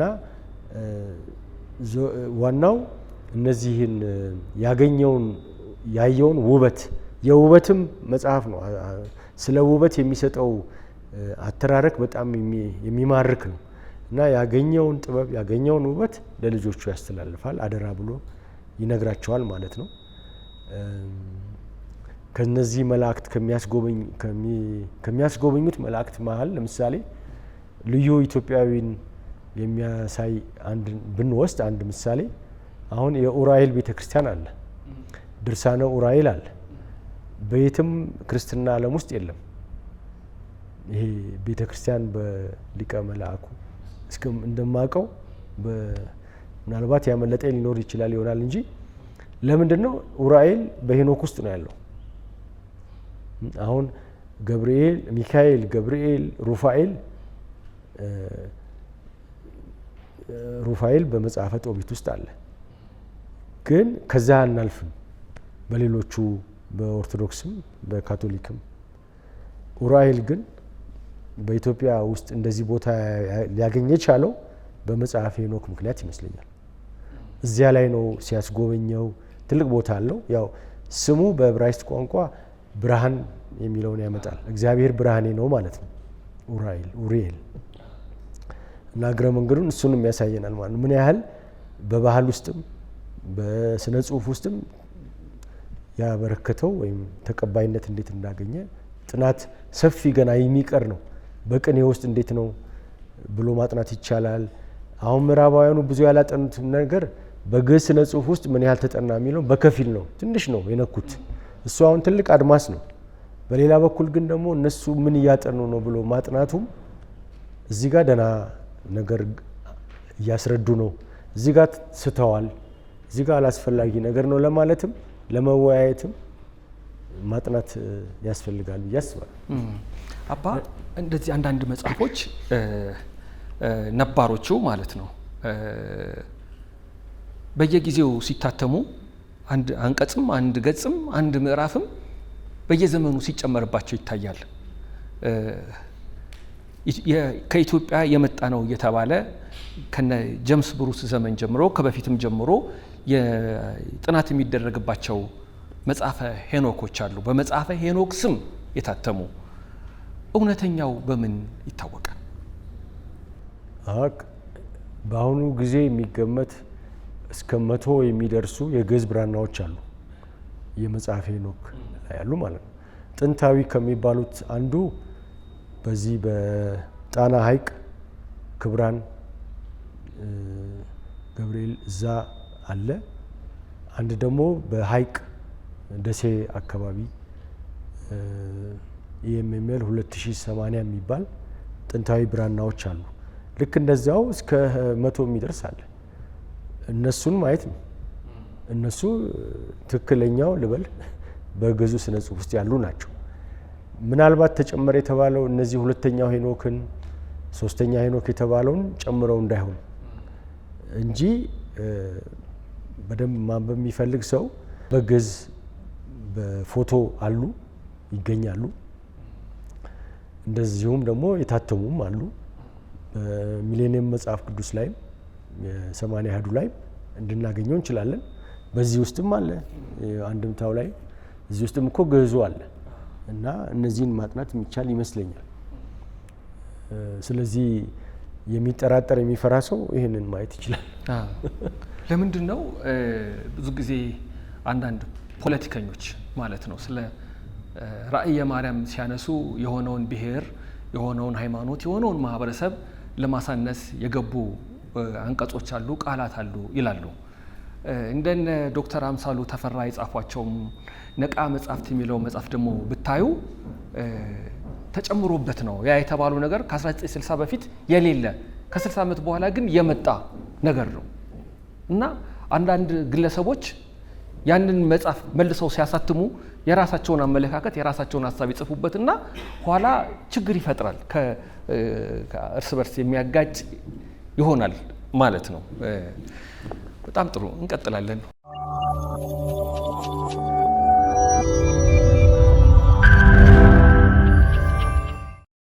ይህ ነገረ መጽሐፍት የተሰኘው ፕሮግራም በዛጎል የመጽሐፍት ባንክ የሚሰናዳ ነው።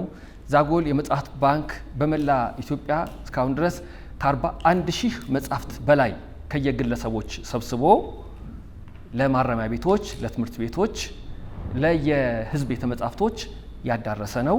ዛጎል የመጽሐፍት ባንክ ንባብ ባህል ሆኖ ይዳብር ዘንድ እንዲህ ያሉ ፕሮግራሞችን ከጀመረ 3 ዓመታትን አልፏል። እንደምታውቁት የተለያዩ ደራሲዎችን፣ ጸሐፊዎችን የህይወት ልምዶቻቸውን፣ ድርሰቶቻቸውን እንዲያብራሩልን፣ እንዲተነትኑልን እንጋብዛለን።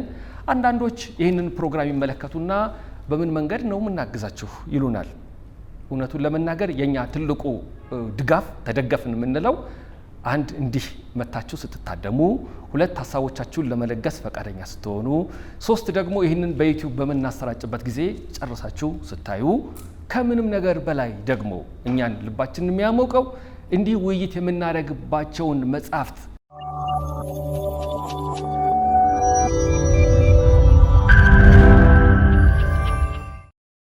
ገዝታችሁ ለየማረሚያ ቤቶች፣ ለየትምህርት ቤቶች፣ ለየትምህርት ማዕከላት ስታዳርሱ ነው።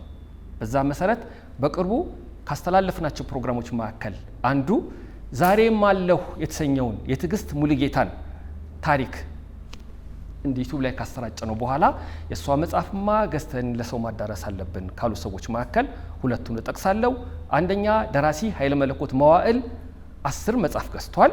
እስከዳር ተሰማ ደግሞ 20 መጽሐፍ ገዝታ ለማረሚያ ቤቶች እንዲደርሱላት አድርጋለች። ከዚህ በፊቶችንም ደራሲያን መጽሐፎቻቸውን አንብባችሁ ከወደዳችኋቸው ለሌሎች እንዲደርሱ ማድረግ መቻል ቀላል አይደለምና ምስጋናችሁን፣ ፍቅራችሁን እንድትገልጹልን በትህትና ጠይቃለሁ።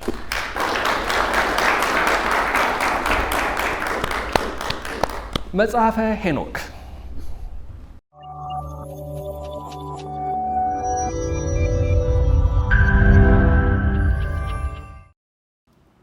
መጽሐፈ ሄኖክ መላእክት ላይ ብዙ ጥናት ስላደረገ እንደ ተጨማሪም አብረው ጥናት አድርገውበታል ብዬ ስለማስብ ነው።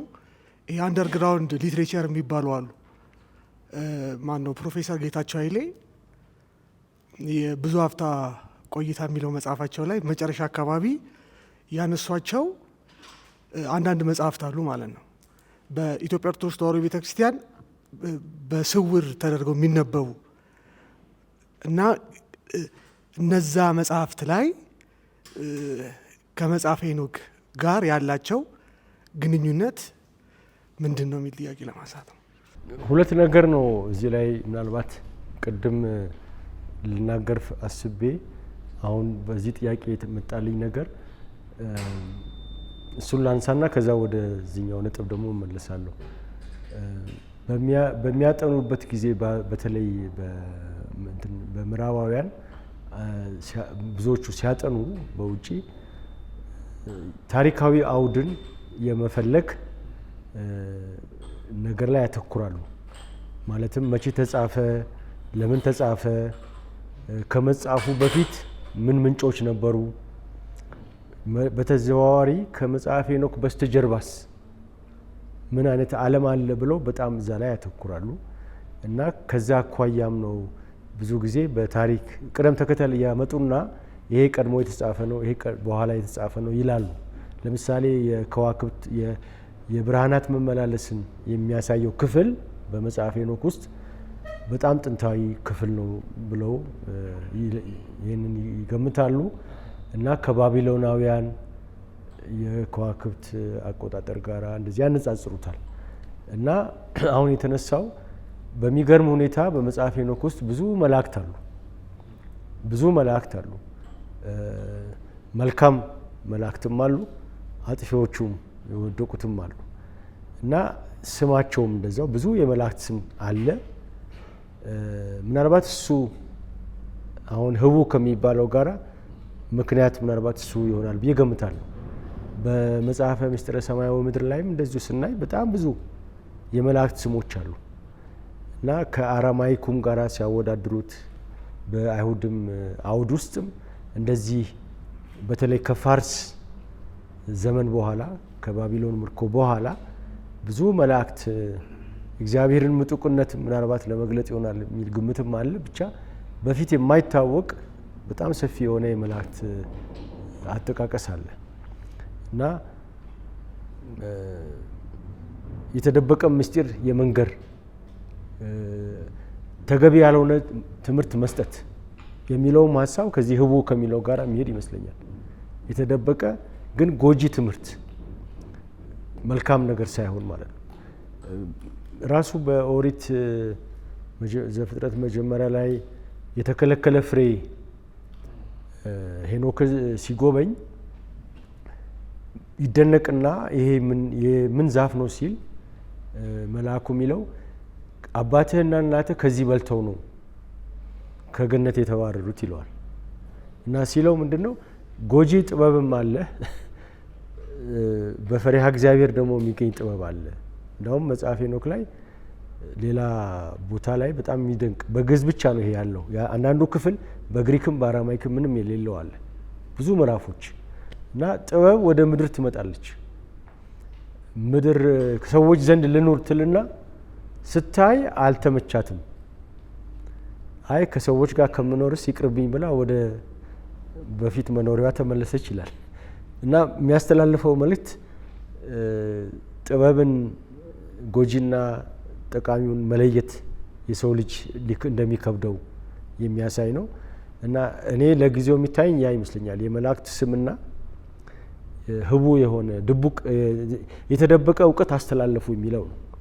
በመጽሐፈ ሄኖክ ላይ ግን ራሱን ማለት መጽሐፉ ግን ህቡ አይደለም እንደምናውቀው ህቡ አይደለም። ብዙ ጥቅሶችንም አልተጠናም። እንደው ብዙ ነገር መጠናት የሚችል ክፍል ይመስለኛል። ዛጎል መጽሐፍት ባንክንም አንተንም ለማመስገን እወዳለሁ መጀመሪያ። ምክንያቱም እንደዚህ መጽሐፍ ለምንወድ ሰዎች በየጊዜው የምትጋብዛቸው እንግዶች በጣም በጣም ለኛ ትልቅ ዋጋ አላቸውና በርታ ለማለት እፈልጋለሁ። አባንም ተጋባዥ እንግዳ ሆነው በመምጣቶት በጣም ነው የምናመሰግነው። የኔ ጥያቄ መጽሐፈ ሄኖክ በጣም አነጋጋሪ ከሚያደርጉት ሀሳቦች መሀል የወደቁት መላእክት ናቸውና በሌላ ስማቸው ኔፍሊሞች በእርሶ እይታ አባ የእውነት ኤግዚስት አድርገዋል ወይ? 200ዎቹ መላእክት ወድቀው ከሰው ጋር ያንን ትዳር አድርገው ወይም ደግሞ ተገናኝተው እነዛ ተፈጥረዋል ወይ የተባሉት ጃይንት ፍጥረታት ተፈጥረዋል ወይ? እና በእርሶ እይታ እንዴት ነው? የመጀመሪያው ጥያቄ ይሄ ነው። ሶ ደግሞ ኤግዚስት ካረጉና ከተፈጠሩ በእርግጥ ምድር ላይ ብዙ እልቂት አስከስተዋል። በጣም ፈጅተውታል። የምድር ሪሶርስንም ሁሉንም በጣም ትልቅ አደጋ ነው የተፈጠረውና በትክክል ታሽገው ነው ያሉት። የት ሄዱ አሁን? ማለት እንዴት ርዝራዣቸውም እንዴት አይኖርም? እና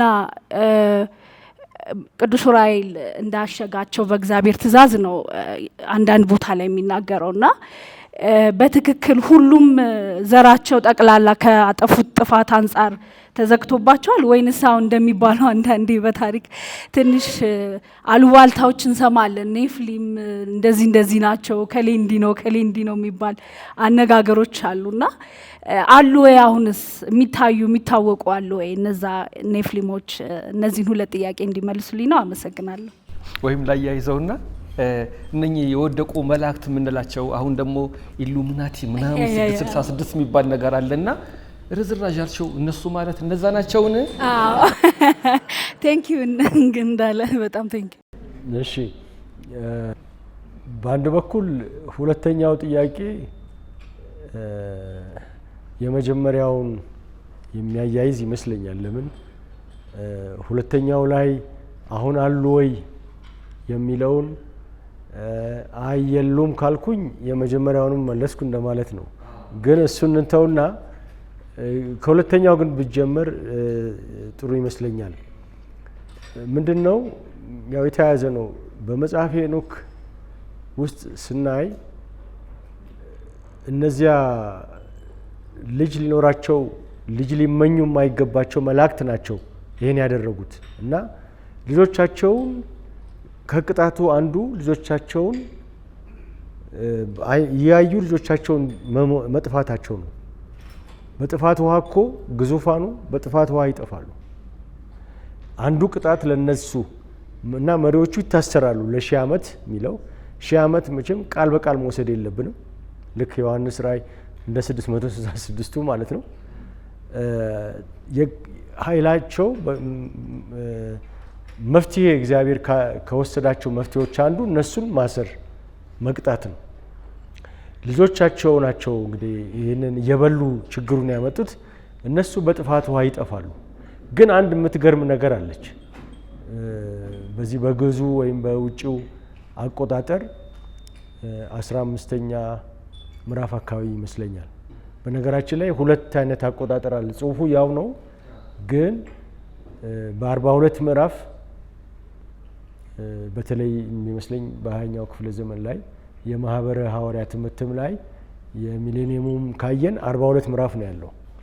ግን ግዕዙን ካየን እስከ 100 ምናምን ክፍሎች አሉት። ምንም የሚቀየር የሚጨመር ነገር የለም። ያቆጣጠር ጉዳይ ነው። ያንኑ አንዳንዱ 6 ምዕራፍ ባንዱ የሆነው 1 ምዕራፍ ተደርጎ ነው እንጂ ልዩነት የለውም የቃላት። እና እዛ ላይ ያለው ነጥብ ምንድነው? ሲሞቱ የነሱ መንፈስ እርኩሳን መናፍስት ይሆናሉ። ያ ነው ተያይዞ የሚመጣ። የነሱ መንፈስ በአባታቸው መልአክ ስለሆኑ ሲሞቱ ውሃ ጥፋት ሲያጠፋቸው እርኩሳን መናፍስት ሆኑ ይላል። እና ይሄንን በተለይ ምሁራን የውጭ የሚሉት ለዚህ መሆን አለበት። አዲስ ኪዳን ውስጥ ነው ብዙ እርኩሳን መናፍስት የምናገኘው፣ ሌጊዮን ወዘተርፈ። በብሉይ ኪዳን እንደዚህ ነገር ብዙ አናገኝም። ስለዚህ የዚያ መነሻ ራሱ መጽሐፈ ሄኖክ ውስጥ ያለው ታሪክ ነው ብለው የሚያስቡ አሉ። ይሄ አለ። ሌላ ደግሞ በመጽሐፈ ኩፋሌ ጋር የሚገናኝ የክፉዎቹ መላእክት መሪ መስቴማ የሚባል አለ እና እነሱ ከዚሁ ጋር በተያያዘ ሲቀጡ ጥልቅ ባህር ውስጥ ልክ ሌጊዮን ተንደርድረው በባህር ውስጥ እንደገቡት ያ ከቁጥጥር ውጭ የሆነ የጨለማ ቦታ የነሱ መኖሪያ ነውና እዛ ሲገቡ ይለምናሉ። 1/10 መሰለኝ የኛ እንደው ቢፈቀድልን ወደ ምድር ወጥተን ትንሽ ሰዎችን ብናስቸግራቸው የሚል ደግሞ ታሪክ አለ እና ከዛ ጋር ነው የበለጠ የሚያያዘው። እነዚህ ዞሮ ዞሮ ቃል በቃል በምን መልክ ነው የምንረዳቸው የሚለው ጥያቄ አንድ ጉዳይ ነው። ግን ያመጡት መዘዝ ነው ትልቁ የሚመስለኝ ነጥብ። የመልካም እግዚአብሔር አገልጋዮች የሆኑ መላእክት አሉ፣ ሰይጣንና ክፉ መላእክት አሉ ብሎ ዛሬ የሚቀበል ሰው ያንን ማገናኘት የሚከብደው አይመስለኝም። አይደለም የወደቀ መላእክት የቀድሞ እባብ ቀድሞ ዘንዶ በዮሐንስ ራእይ ላይ ያለው ከዛ ጋር ኮከብ ወደቀ የሚልም አለ በመጽሐፈ ሄኖክ ላይ እና እነዚህን ለምሳሌ ከኢሳይያስ 14 ከሕዝቅኤል 28 ጋር አገናኝቶ ብቻ የክፋት ኃይል የክፋት ምስጢር ወዶ ፈልጎ በእግዚአብሔር ላይ ያመፀ የሚለው ነገር አለ። ከዛ ረገድ መጽሐፈ ሄኖክ ይህንን በዚህ መልክ ይተርክልናል እና በዚህ ብቻ ምናልባት መወሰን አያስፈልግም ይሆናል። ግን የሉም አሉ የሚለው ከዛሬ ህይወትም ይሁን ከጥንቱም ቢሆን መጽሐፈ ሄኖክ ላይ የምናስተውለው መጽሐፍ ቅዱስ ላይ የምናስተውለው የእግዚአብሔር ኩዮች አይደሉም። የመላእክትም የመልካም መላእክትም ኩዮች አይደሉም። ስለዚህ ከመጠን በላይ ካጎላናቸው ቢያንስ በዚህ በኩል ያለውን ግንዛቤ ያዛንፈዋል ብዬ ነው የማስበው። ማለት አንዳንድ ጊዜ የሚስብ የሚማርክ ነው በማለት ተለጥጠው ስለነሱ ብቻ መጽሐፈ ሄኖክም ራሱ እኮ ስለነሱ ብቻ አይደለም ወደቁ ብሎ እነሱ ወረዱ ወደ ላይ ስለወጣው ነው የሚያተኩረው። ሄኖክን እንደ አርአያ ተከተሉት አይነት ነው። ውበት ያያል፣ መንፈስ ያይና የማን ነው ይላል። ይሄ ስለ ጽድቅ ደሙ የሚጮኸው የአቤል መንፈስ ነው ይላል እና ስለ የውበቱ ትረካ ነው ሚዛን የሚደፋው። የብርሃን ጉዳይ የተስፋ መጽሐፍ ነው እንጂ ጨለምተኛ ነገሩ ላይ አያተኩርም። 666ም ላይ እንደዚሁ ነው ችግር ማየው። አንድ ምዕራፍ ከ20 ስንት ምዕራፍ ውስጥ እሷ ላይ መሽከርከር አለ። ከዛ ግን ካየን ከመጀመሪያ እስከ መጨረሻ የክፋት ተሸንፎ ብርሃን የክርስቶስ ሞትና ትንሣኤ ኃይል ነው የሚያተኩረው ማለት ነው።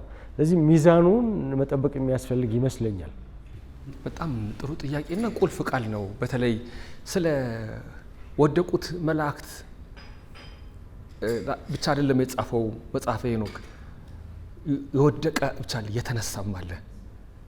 የወደቀው ስህተት ሰርቶ የተነወረ ድርጊት ፈጽሞ፣ የተነሳው ደግሞ በጎነትን ጽድቅን ፈልጎ። ወረዱ ወጣ፣ መላእክት ወረዱ፣ የሰው ልጅ ከፍ አለ።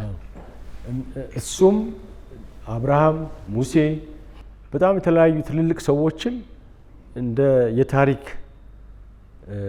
የታሪክ ምዕራፍ አድርጎም ሀሳበ ሄኖክ የሚባለው ክፍል ላይ በተለይ ብዙ ሺህ በሳምንት እያደረገ 8000 የሚመስል ነገር አለ። ዘመናትን በሳምንታት አድርጎ ሲያስረዳም አዲስ ዘመን የሚጀምረው ሁሉ ጊዜ በትልቅ የእግዚአብሔር ሰው ነው። ስለዚህ የታሪክ አቅጣጫን ራሱ ምዕራፎችን እንኳን የሚገልጸው በእነዚህ ሰዎች ነውና በታላላቅ የእግዚአብሔር ሰዎች ስለሆነ እሱም እንዳይረሳ ለማለት ነው እና አሉ የሉም የሚለው እንደ ምሳሌነት ነው ብሎ አንድ ሰው ሊወስደው ይችላል።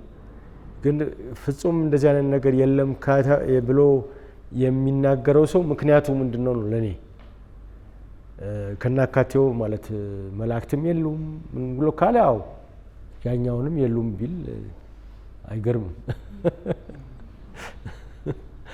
ሶስት ጥያቄዎች አሉኝ። አንደኛዋ ምንድነች ስለ ከአዳም እስከ ኖህ ያለው ታሪክ ላይ በጣም በተለያየ ሀገራት ሲቪላይዜሽንስ ወይ ምናምን ሚቶች አሉ እና እነዛ ሚቶች ላይ ተመሳሳይ ስቶሪዎች እንሰማለን። ለምሳሌ አሁን የዙሉ ሚቶች አለ። የዙሉ የደቡብ አፍሪካ ያለ ነው ሚት አለ። አሁን ቺታውሪ ስለሚሉት ነገር ያወራሉ።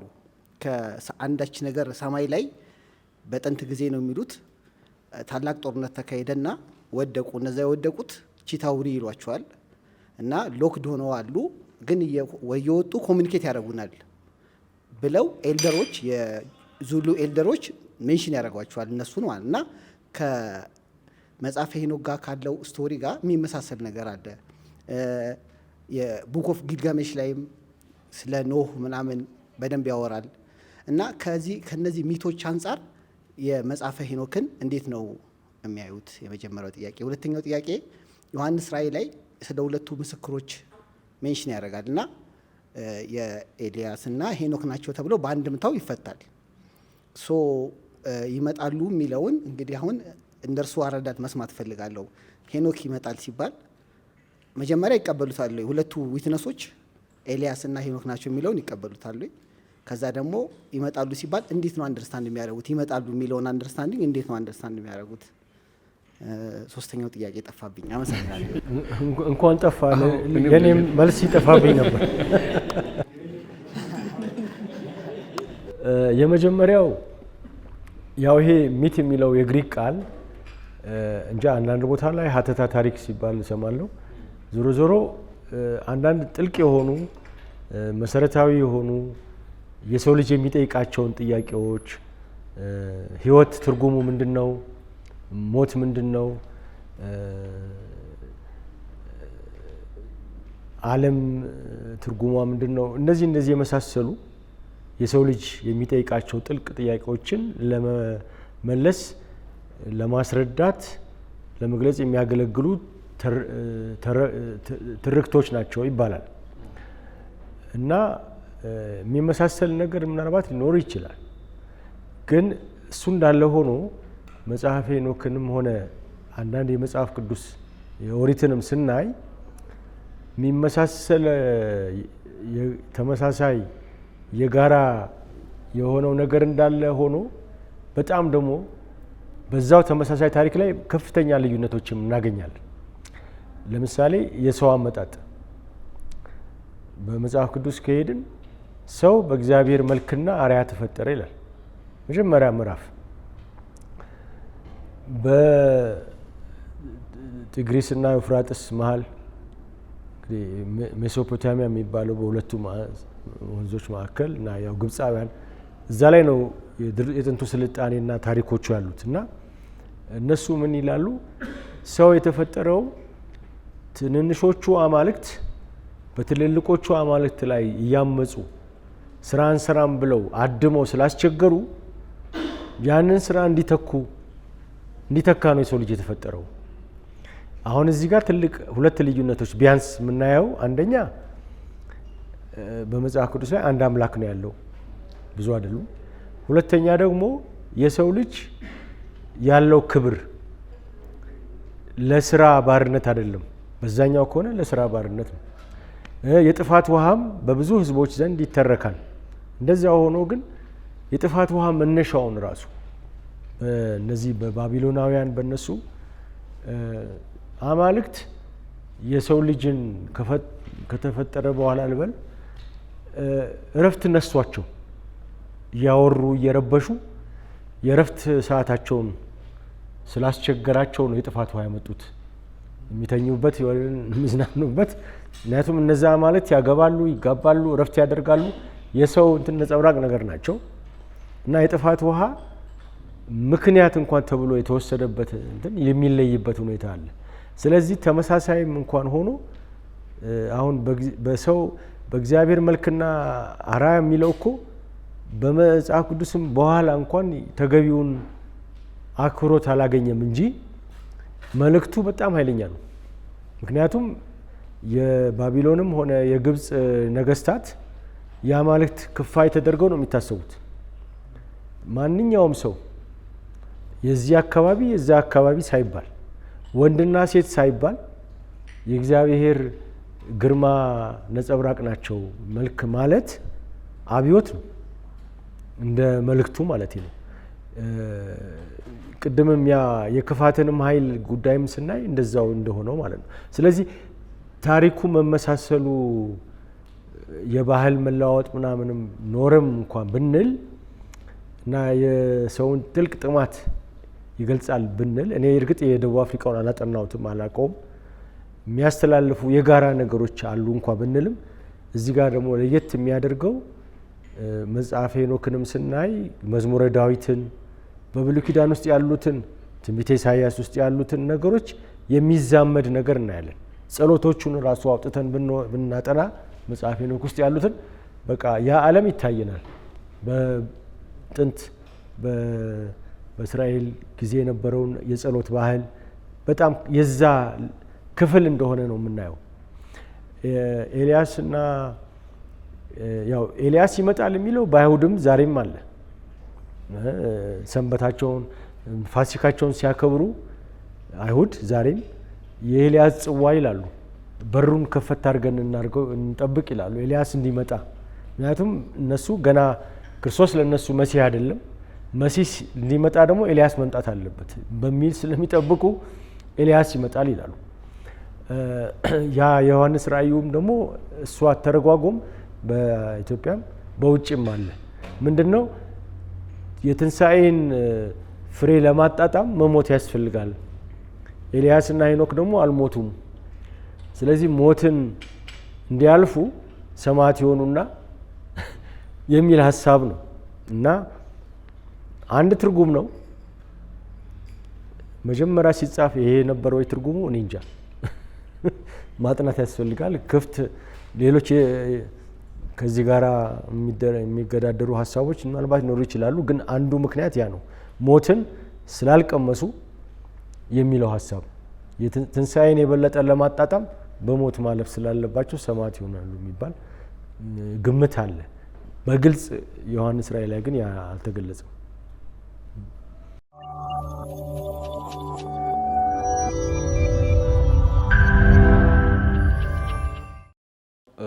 በመጀመሪያ መድረኩን ላመስግን እንዳለንም ዶክተር አባ ሳሙኤል እሳቸውንም እጅግ አድርጌ አመሰግናለሁ። እኔ እንኳን ጥቂት ጥያቄዎች ነው ያሉኝ። የመጀመሪያው ያው ከመጽሐፈ ሄኖክ ጋር ተያይዞ ጸሐፊው ማን ነው፣ መቼስ ተጻፈ የሚለው ነገር በእርሶ እይታና ፖሲብል የሆነ ኤቪደንሶች አሉት ወይ የሚለው ጥያቄ ነው።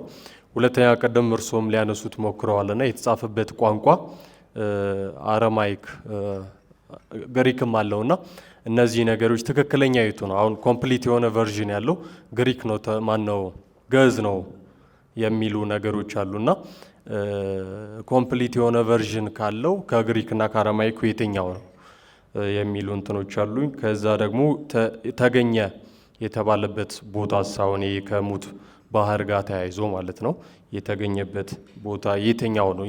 የግሪክ ቨርዥኑ ነው ማን ነው የግዕዝ ቨርዥኑ ነው ወይስ አረማይክ የምንለው ያኛው ቨርዥን ነው ፉል ያለው ነው ማለት ነው ያልተጠናቀቀው ቨርዥን ነው የሚለው ነው።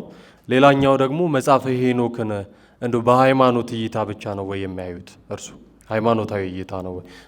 ከስልጣኔው ጋርና ከሌሎች እንትኖች ጋር ያለው ግንኙነት ምንድን ነው? ከዓለሙ ጋር እነዚህ የወደቁ መላእክት ከተባሉት ጋር ከሰው ጋር ባደረጉት ግንኙነት እውቀትን ተካፍለዋል ተብሎ ይታሰባል። የወደቁ መላእክት እውቀትን ማለት ነውና እዛ ጋር የትኛውን እውቀት ነው የተካፈሉት?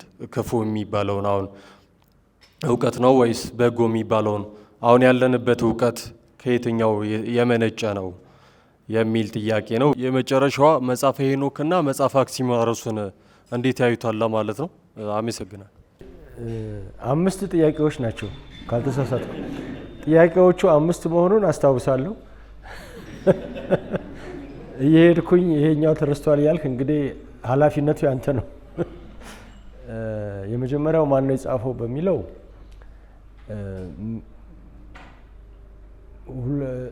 የዘመናዊ ልበል ወይም ደግሞ ምዕራባዊ ዘመናዊ ያጠናን የብያኔ ነገርና ጥንታዊ ባህላዊ ልዩነት አለው።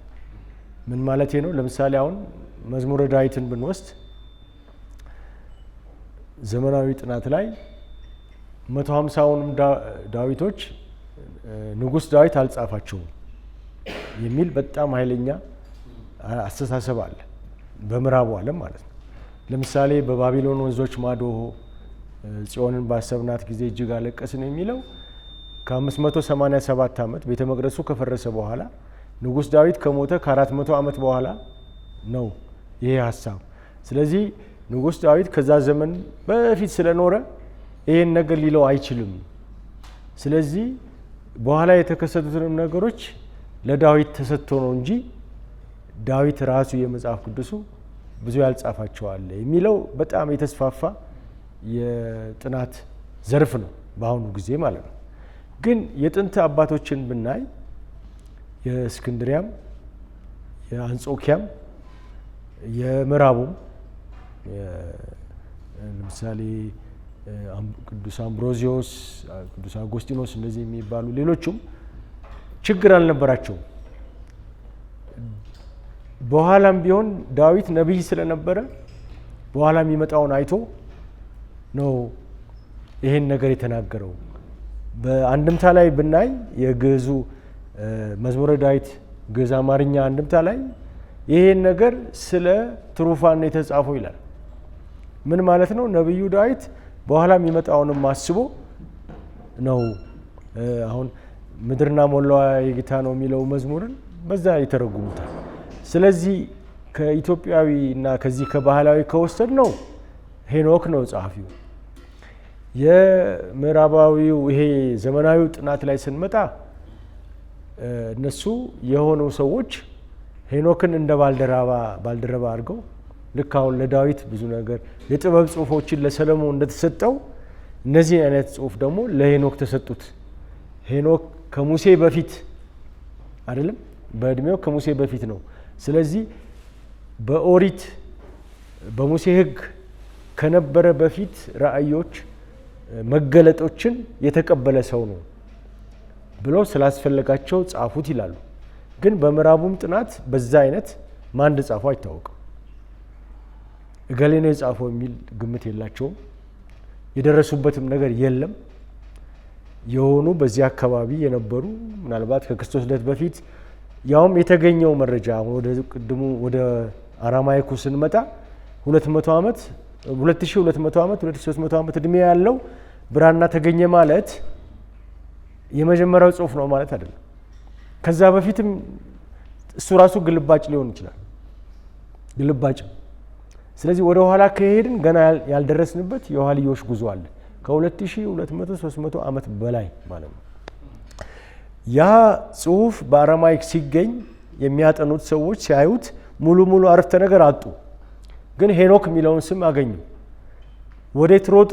ወደ ግዕዙ እና ወደ ግሪኩ። እዛ የተገኘው የአረማይክ ነው። የግሪኩ በሌሎች በገዳማት በሌሎች ቦታዎች ነው የተገኘው። ከክርስቶስ ልደት በኋላ እንደዚህ ነው እድሜያቸውም ማለት ነው። በ9ኛው ክፍለ ዘመን እንደዚህ የተገኙ ናቸው። የዛ የአረማይኩ መገኘት ጥቅሙ ግን ምንድን ነው? የሄኖክ መጽሐፍ ይዘት እጅግ ጥንታዊ እንደሆነ ሳይንሳዊ ልበለው ማረጋገጫ ነው። በካርቦን 14ም መርምረው አጻጻፉንም አይተው ይሄ መጽሐፍ እዛም በሙት ባህር አካባቢ የሚኖሩ ሰዎች ያከብሩት የነበረ ግልባጭ ይዘው ይመራመሩበት የነበረ እንደ ጠብቀው ተረክበው ያስተላለፉት እንደሆነ ለማሳየት ነው። ከዛ ባለፈ ግን ለምሳሌ አንድ ምሁር ነበረ፣ የፖላንድ ተወላጅ። እሱ ነበር ያገኘው እና ትልቅ ግኝት ተብሎ የዛሬ እንግዲህ ወደ 70 ዓመት ምናምን ማለት ነው 1940 አካባቢ ነው በእኛ መጀመሪያ ያገኙት። እነዚህም ብቻ ሳይሆኑ የኩምራን ጽሑፎችም ማለት ነው። እሱ በጣም ጎበዝ አረማይኩን ቋንቋ ስላወቀ ግዕዙን ተረጎመውና ያውም የግዕዙን ትርጉም በአብዛኛው ከእንግዲህ አይቶ ከዛ ምናለ በቃ ግዕዙ አያስፈልገንም፣ ምክንያቱም በቃ እኔ መልሼላችኋለሁ ወደ ምንጩ ቋንቋ እና እንደውም አትመኑት አለ። በጣም ከፍተኛ ተቃውሞ ነው የደረሰበት። ምክንያቱም ውሂቡ መረጃውን ተከትሎ ሄዶ ተርጉሞ የቆመበትን ቅርንጫፍ እንደ መቁረጥ ስለሆነ ተወደደም ተጠላም ምንጩ ለስራው ለጥናቱ ውሂብ ወይም ዳታ የምንለው ግዕዙ ላይ ስላለ ማለት ነው። ይሄ ነው ትልቁ አስተዋጽኦና ክብሩም ማለት ነው። ማንም የሚያጠና ሲፈተንም ሲመራመርም ግዕዙ ምን ይላል የሚለውን ማለፍ አይቻልም። እሱን አቋርጦ ወይም ዘሎ መሄድ አይቻልም። የተወሰነ ነገር ምናልባት ሊባል ይችላል እና ከዛ ወደ ኋላ ግን ስንሄድ የምናገኘውን ነገር ብዙ አይደለም ለጊዜው። ወደፊት ምን እንደሚመጣ እንጃ። ብዙ የሚታወቅ ነገር የለም። ጥንታዊነቱ ግን ይታያል በዚህ ማለት ነው። ሌላ ጥያቄ ያው አክሲማሮስ እኮ የቤተክርስቲያን አባቶች ጽሑፍ ነው። ስለ ፍጥረታት የስድስቱ ቀን የፍጥረታትን አስመልክቶ በግሪክ ቋንቋ የተጻፈ ነው። ስለዚህ እንዳውም እሱን ላጥና የሚል ምናልባት መጽሐፈ ኩፋሌንም ማየት ይችላል። መጽሐፈ ይሄ ማለት ይበልጥ የኦሪት ዘፍጥረት ማብራሪያ ነው አክሲማሮስ እና ከዚህ አኳያ መጽሐፈ ሄኖክና ኦሪት ዘፍጥረት እንደሚለየው አይነት አድርጎ መቁጠር ይቻላል እንደሚመስለኝ። አንድ ያነሳው ጥያቄ በማን ነው የተጻፈው የሚለው ላይ ራሱ እኔም ጥያቄ ነበረኝ። ለምን ሲያከራክር የቆየ ጥያቄ ነው። አንዳንድ ቦታ ምን ይላሉ? ከአንድ በላይ በሆኑ በሁለተኛው ቤተ መቅደስ አካባቢ ይኖሩ በነበሩ የካህናት ቡድኖች የተጻፈ ነው ብሎ የሚያምኑ አሉ። የለም ራሱ ነው የጻፈው የሚሉ አሉ። መጽሐፉ ላይ ከሌላው በተለየ መንገድ እንግዲህ ስለ ራሱ ነው የሚናገሩ። ሄኖክም እንዲህ አለ፣ ይህንን አየ፣ እንዲህ እያለ ሄኖክ ራሱ ይጠቀሳል፣ ተጠቃሽ ነው። የታሪኩ ባለቤት ሆኖ ይሄን አይቼ እንዲህ አድርጌ ብሎ እንደ ሌሎች እንደ ትንቢተ ዳንኤል ወይም እንደ ዮሐንስ ራእይ አይደለም እንደ አነበብኩት እና ማን ነው የጻፈው በማን ነው የተጻፈው የሚለው ሲያከራክር የቆየ ጥያቄ ነው። እዚህ ላይ ምናልባት ልናገር፣ አዎ ይሄ የደራሲ ጉዳይ በመጽሐፈ ሄኖክ ላይ ብቻ አይደለም። በአብዛኛው በምዕራቡ አጠናን ማለት ነው መጠራጠር እንደ ጥናት ዘዴ መርህ ተደርጎ ተወስዷል። ከዘመነ አብርሆት በተለይ ወዲህ መጠራጠር፣ ሁሉን ነገር ተጠራጥረህ አንብብ። ስለዚህ መጠራጠር ያረካቸዋል፣ ያስደስታቸዋል።